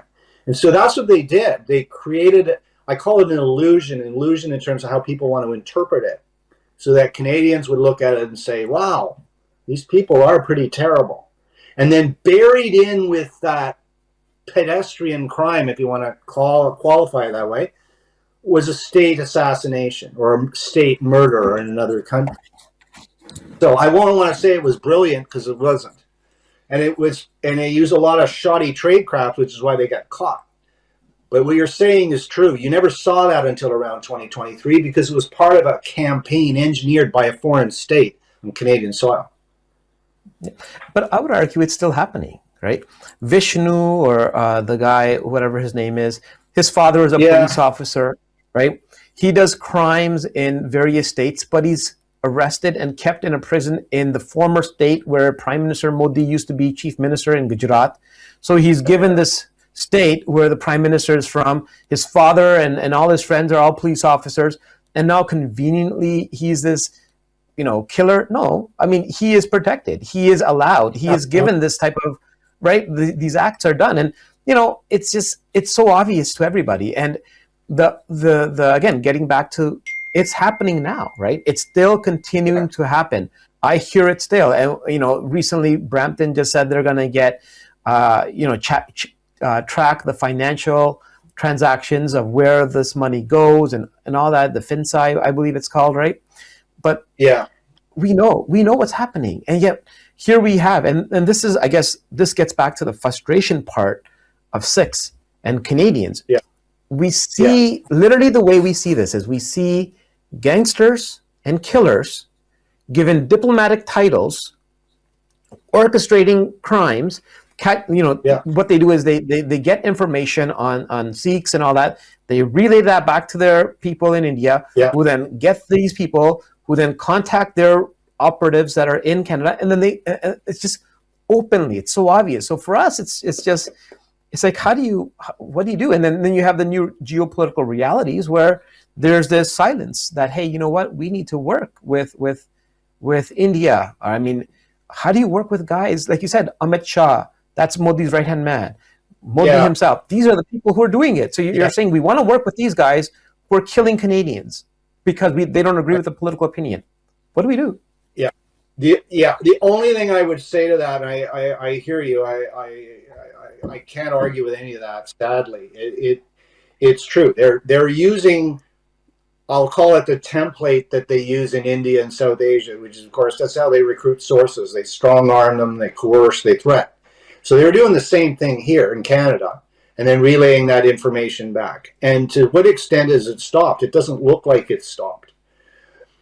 I do know that in the security intelligence world, there's all sorts of things that go on, and they never meet the light of day. So the fact we don't read about it, hear about it, doesn't mean it's not a priority or it's not being worked really hard. And to a certain extent in law enforcement. But at the same time, we do have these diplomatic overtures, well, not overtures, engagement, where I think the government has to communicate, has to say to, for example, Sikh Canadians, not what we're doing explicitly, but that we haven't forgotten this and that we're still holding them accountable to it, because impressions mean a lot, and it must really hurt in a way to see, the red carpets and the hugs and kisses and everything, when at the same time we still have this public safety menace to deal with. I mean, I can't argue it. That's why I'm talking to you on this podcast. Yeah, it is annoying as a Canadian,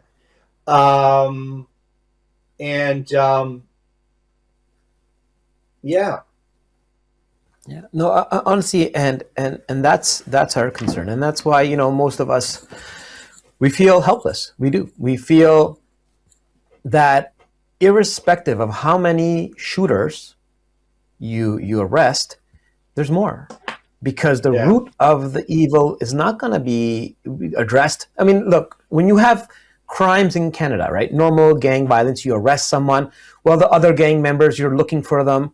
But imagine there's a gang whose leader is sitting in Canada, you cannot arrest him, and he's telling his people who to kill, and he's giving them money, and he has unlimited access to state resources, he has unlimited money, he can hire whoever he wants. It's not going to end. It's not going to end. And we don't know how to impress upon Canadians, outside of our own community, that this is, and a lot of Canadians don't understand what happened in the 80s, right? So the 80s in Punjab, it was a movement for independence.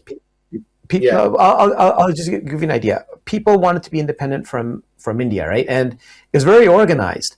And then Operation Blue Star happens.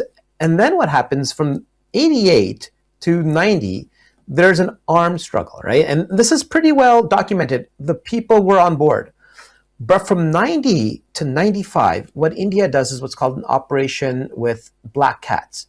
And what they do is they get gangs, and they get them to say they are Khalistanis, but then do crime, right? So these gangs would come into a village, they would say we're Khalistanis, people would be, okay, come in, we'll help you. And then they would rob and kill and rape. And then they would do this over and over again, to the point where by 1995, the image of Khalistanis is so confused. People don't know who's a Khalistani, who's a criminal.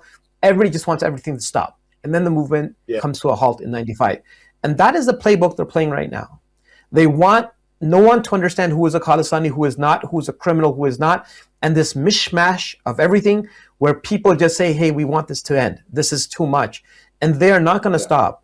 The pressure cooker in Canada is going to continue to get higher and more tense and more stuff. And I just don't know how to impress this upon the Canadians. But nevertheless, I mean, you're someone that's speaking out, and how do you feel about the continued pressure that's going to be building in Canada?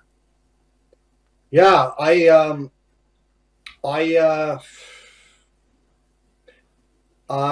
not happy with it. I can say, well, we have confidence in our system. I am a bit optimistic on the trial.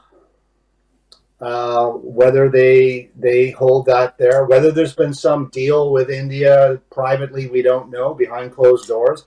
I know the National Security Intelligence Advisors made a lot of trips there, and previous, former, current, probably director of CSIS has been over there. They're not going over there for hospitality reasons, to be frank with you. But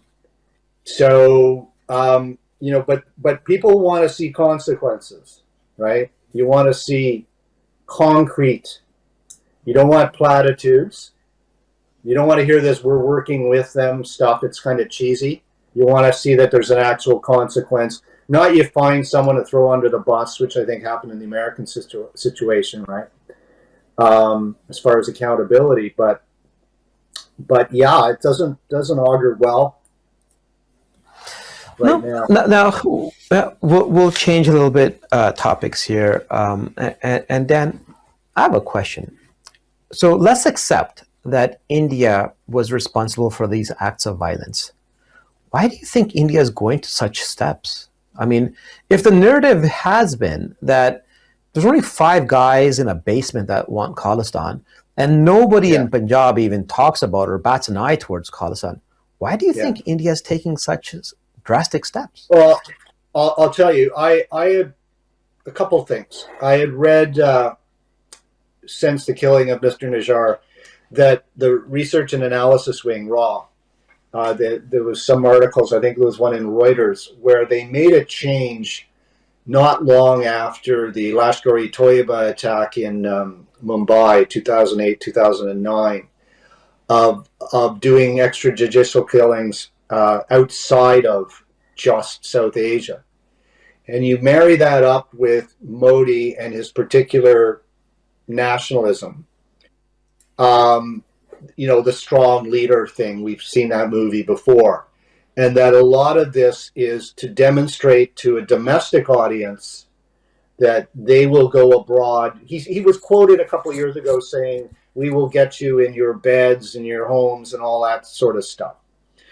And so that image of the strong man going after what they inflate or exaggerate are national security threats to their country is, I think, what's driving an awful lot of that we will go anywhere. We are so sophisticated and deadly. We're like the Mossad and everything else like that. Whereas, in fact, they're not. They're incompetent. But the intention is in that BJP mentality is of the great strong nation and the great strong leader. And so what's better than do, and most despotic states do that, you create a threat outside your shores to maintain stability at home. And so we will go out and we will protect you against these nefarious people, these terrorists in Canada that are still plotting. And so a lot of that is there. I still think a lot of it's for a domestic audience. Now, here would be an interesting question. In Punjab, the Sikhs are the majority there, right? But outside of Punjab, Sikhs are a very small minority. I mean, in some states, you won't even find a Sikh for miles, right? You're not going to find any Sikhs, right? Whereas the BJP have always championed themselves as anti-Muslim. I mean, overtly and covertly, they've always stated that, hey, you know what? The biggest shame and the biggest threat to us has been Islam.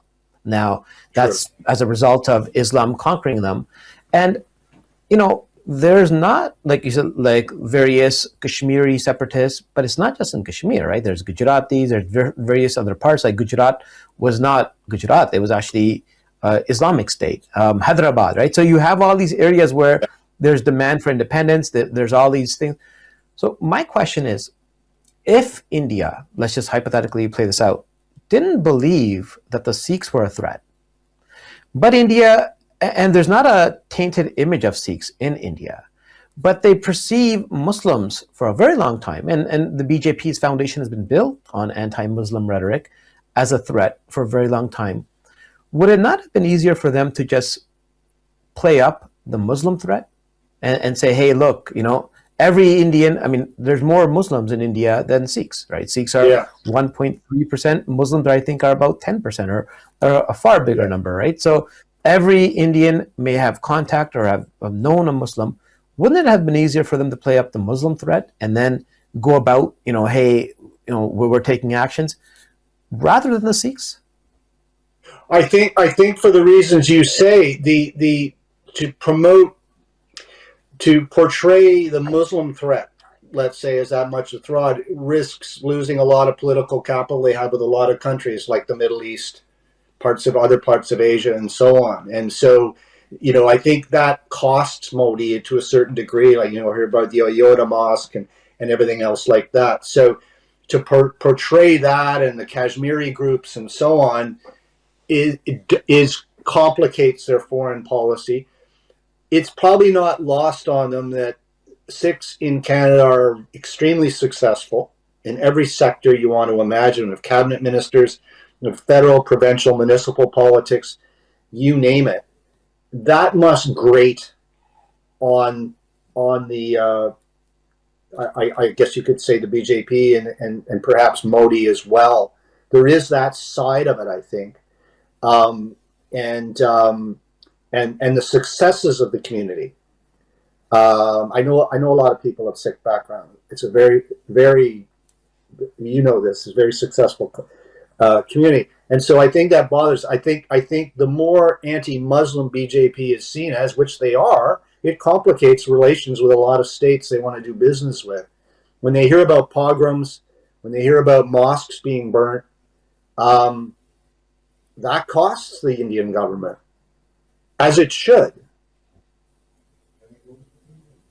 But in contrast, Sikhs, you believe internationally it will not cost them. I guess that would be the takeaway here. Well, it's. I'm not saying it doesn't cost them. It does. This assassination, these killings cost them. It has. It's done damage to India. I'm quite confident of that. But the largest population is in Canada. You know, it's. I mean, there's huge communities in the UK and other countries as well, but it's in Canada where they have historically immigrated to and have a very successful life. So I'm not saying it doesn't cost them; it does cost them, but I think they may see it as more expendable in their, you know, calculus in terms of relations with the world. Then I had an American Sikh background who said to me, he said something along the lines of that, the U.S. government protects the Sikh community and Donald Trump does it. And I sort of said, well, yeah, don't bet a lot of money on that one. But I think it's just a matter of how large the population is and how integrated it is in society. I'm talking as a community of immigrants. It's very successful. And so I do think it has cost India. I don't think it's just being dismissed. I think it has set them back. It has to. Right. I accept that. I accept that it has cost them. I mean, both in. I remember Jay Shankar going to various countries in the Western sphere. Let's just say from Germany to Australia and everywhere in between, and him having to answer these questions. But then the question becomes, why continue now? Right. So we see this continued action. Right. I mean, Inderjit Singh also. There's another Sikh individual that is just in the globe today that he's been threatened, right? So, and again, he's not a known criminal or organized member of any crime syndicate, just a Sikh who advocates for Khalistan. That's the common thread. So if it's costing them and there's no perceived movement in for Khalistan in India, there's no demand for it, why continue? I know. You've made the message, right? Unless you see Canada in a subordinate role, I'm talking about the Indian government. If you perceive that now with this rupture in the world order that you're in a stronger position with the Canadians. I mean, let's just look at how the Americans handled the Gupta business. Let's look at Canada. And people would say, oh, the Americans do this and you can't in Canada. Well, the fact of the matter is the United States is a superpower. And India is beholden to the United States in all sorts of purchases and defense equipment and everything else. And so we, even at the time in 2023, had very little leverage over India. And now with the need for new trade alliances, we're kind of like with our cup in our hand. And sadly, that's the position we're in. So I'm currently in the United States, and I can speak to what, some information as to what's happening here with Mr. Gurpatwan Singh Pannun. The threat here hasn't subsided either.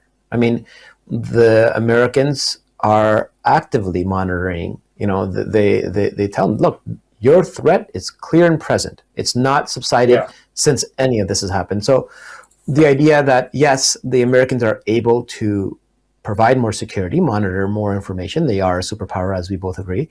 But what hasn't changed is India's drive, right? So it's present here as well, right? So it's present in Canada, and we can argue that, well, you know what, maybe they just want to throw their weight around in front of Canada. It's present in the United States, where we both agree they cannot throw their weight around. So, I mean, is there something else, right? Is there another motive behind? I mean, it can't be different motives for different states. I mean, maybe. I mean, we can hypothesize, but what I see is, one of the best things that India does is it sells narratives, right? And this is something that other nations also do, but they're great at selling narratives. One of the narratives that they were very successful at for a long time was that to call the 1984 Sikh genocide anti-Sikh riots. If you break that word down, so you say it's against our people based on their religious identity, You don't say the religious identity was rioting against anybody. So people were targeting people based on their religious identity, and it was orchestrated all over. They say it's riots, but I mean, you see the Nunavut Commission. It speaks to how this is organized: the police, state organs, media, right? Everything was involved, right? So you see it, but they were able to sell it as anti-Sikh riots. And now, the most important one, I would argue this, is that they convince Canadians and the Western world that there is no demand for Khalistan within their borders. That the only demand that's anywhere is abroad, and it has zero effect on us here in India. I mean, we have no risk to our territorial integrity through these actions of a bunch of guys in their basements holding up flags in front of our embassies. Ooh, right? That's how they sell it. Yeah. But their actions don't speak to that. I mean, we can say that, look, and I think that's something Canada should take mind of. Does Canada have a trump card? Let's just play on words there. That if they give legitimacy to, would completely bring India to heel, right? I mean, up until now, Canada hasn't played or played their strengths. Canada hasn't said, you know what, we're going to hold a commission on whether there is a legitimacy for Khalistan. There has never been such acts. But if there were to be such acts, and there is indeed ground level support in India, I wonder if it would give Canada an advantage that they haven't really, explored proactively, right? Yeah, it could be. I mean, Canada's view, I don't know, but I think the government view is always the same. Where as long, there's peaceful movements of dissent of whatever. I mean, Scotland separating, Catalan, there's a long list. And that people have that right to advocate for that, whether it's a referendum or what have you. It's part of our system, and so I think maybe that the trump card is that we allow these things to take their natural development. If there's support for it in the diaspora communities, fine. If there's support for it in Punjab, obviously fine. But I think it's always in India's best interest to portray it as terrorism and to market it that way. And by continuing with these threats and maybe extortions, it's to perpetuate that belief, right? Yeah. It's to have that impact. Because you're right about, it's like the hand grenades thrown at the embassy in Ottawa. That nonsense was perpetrated. I think that was just before Mr. Niger was killed. I think that there was a protest in March 2023, and that hand grenade was thrown. And having lived in Ottawa a long time, I tell you, totally fabricated. The whole city would have been shut down if there was there was even a hand grenade that's not of use, no detonation. Yeah. But that's part of you're very right, putting out these narratives, making them plausible. Lots of disinformation, so that Canadians will go, oh yeah, and then you target a country. I've studied a lot of this the last few years of transnational repression. Various communities, that's what they do. Those regimes do, is they want to portray those, let's say, dissidents who've come here to escape what they're experiencing. They still want to portray them as terrorists. And connected to whatever's back home, and Canada just plays whack-a-mole from a law enforcement perspective, because we can't, from an intelligence perspective. It's changed since I've retired, but it must be daunting to try to link everything back to a state actor. Right? You've got some people that don't even know they're working for a state. Yeah. Or they're threatened. Their family back home is threatened, so you've got to go do this. And how do you say that's raw? How do you say that the research and analysis? Or there are family benefits. Let's just say it's a kid that's financially very strapped for money. The families back home live with nothing, and you say, listen, you go kill somebody in Canada, you're going to go to jail, but we'll give your family $1 million here. I mean, people might take that. Hey, you know what? Hey, I get this benefit as well. So But what I'm trying to say to you though is, India's actions, and I don't know if CSIS or anybody's looking at it from this angle. India's actions speak to the fact that they are fearful. I mean, we speak to the fact that if they target Muslims, there'll be a lot of discontent at the international stage. Well, India's, through their actions, have, in a way, adversely impacted their relationship with the sole superpower, America, with Canada, with England to some extent, Australia, and irrespective of the value that Saudi Arabia or Iran or any of those countries may hold, the value that America alone holds completely outweighs anything there. And these actions haven't diminished. They still continue to happen. So is there a risk? Yes, maybe they've sold us on the fact that no, Sikhs in Punjab don't want Khalistan. No, I mean, there's really no demand. But their actions don't speak to that. Their actions seem to speak to, we're fearful. We are fearful that Punjab is wanting to become independent. That's the majority. And we need to silence them here. And the issue is for us that, we can silence them here, but the ones outside keep talking and the ones inside keep consuming. We need to silence them outside as well, or we will be disintegrated. And if that risk does exist. You know what? You've just struck on the heart of it. Every repressive regime deep down has an inferiority complex. They know that if we don't stay on top of things, we're toast tomorrow. And so you've got these bold ambitions of government. I mean, you keep reading about India. They're going to be the new economic hegemon and blah, blah, blah, blah, blah. But deep down, they are terrified. And the governments, I just got my low battery mode here, Jatinder. But anyway, they're deeply terrified and distrustful, and that's why those great power ambitions will never be realized, because of the enormous insecurity complex, and they exaggerate it in their own mind. They may actually believe it's a threat to them. Yep, that's a scary. And it may be. And Dan, what I would argue, it may be. I mean, Sikhs do want to separate, and they may have access to information such as polling and information where they may show that 70 to 80% of the Punjabis do want to separate. Now, my question isn't if that's a threat or not. My question is, why has Canada never ever utilized this as a tool, right? I mean, the Canadians could hold a commission on whether 1984 was a genocide, and the actions that India takes that are adverse, they may start to diminish promptly. I mean, the United States, I'm sure, right? I mean, this is power politics right now. I mean, India is literally doing acts of violence. It would be construed as interfering. It would be construed in interfering with India. But I would argue genocide is a human rights issue, right? So we have genocide commissions on various places in the world, right? Armenia. I mean, there's Turkey. I mean, these are things that we look at and it doesn't have to be officially from the government. It may be from professors. You're a professor, right? It may be from professors that write on it. There are means, I think, and my concern is this, and this is one of the frustrations I have with Canada. Canada has many tools that they can utilize. They opt not to. And Canada, in many ways, is taken advantage of by India. I mean, we forget now, it was Canada that gave India nuclear technology on the solemn promise that India would not turn it into a weapon. And then once they got the technology, it turned it into a weapon, right? So Canada is responsible for India being a nuclear power now, or a nuclear weapon state. So, there are things that...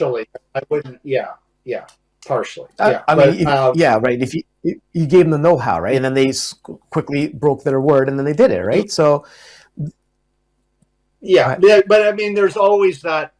No different than the United States and the Allies letting Ukraine dismantle their nuclear arsenal because they protect them. I mean, it's just human rights, my friend, will always take a back seat, unfortunately, to statecraft. My battery's dying. Understood, Dan. No problem. It's telling me I'm disappearing. All right, no problem, Dan. Thank you. Enjoyed this chat. I really enjoyed it as well, and hopefully our viewers will enjoy it as well. And thank you for coming out, Dan. Thank you for taking the time, and hopefully we can do this again sometime. Absolutely. If I'm ever in Toronto, it'd be great. Grab a coffee or something sometime, Jatinder. You have a good 100%. Day. All right. You too, Dan. Thank you. Bye-bye. And bye-bye.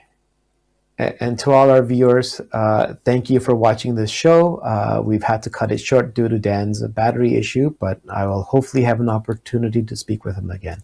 And, we'll keep track on what's happening. Waheguru Ji Ka Khalsa, Waheguru Ji Ki Fateh.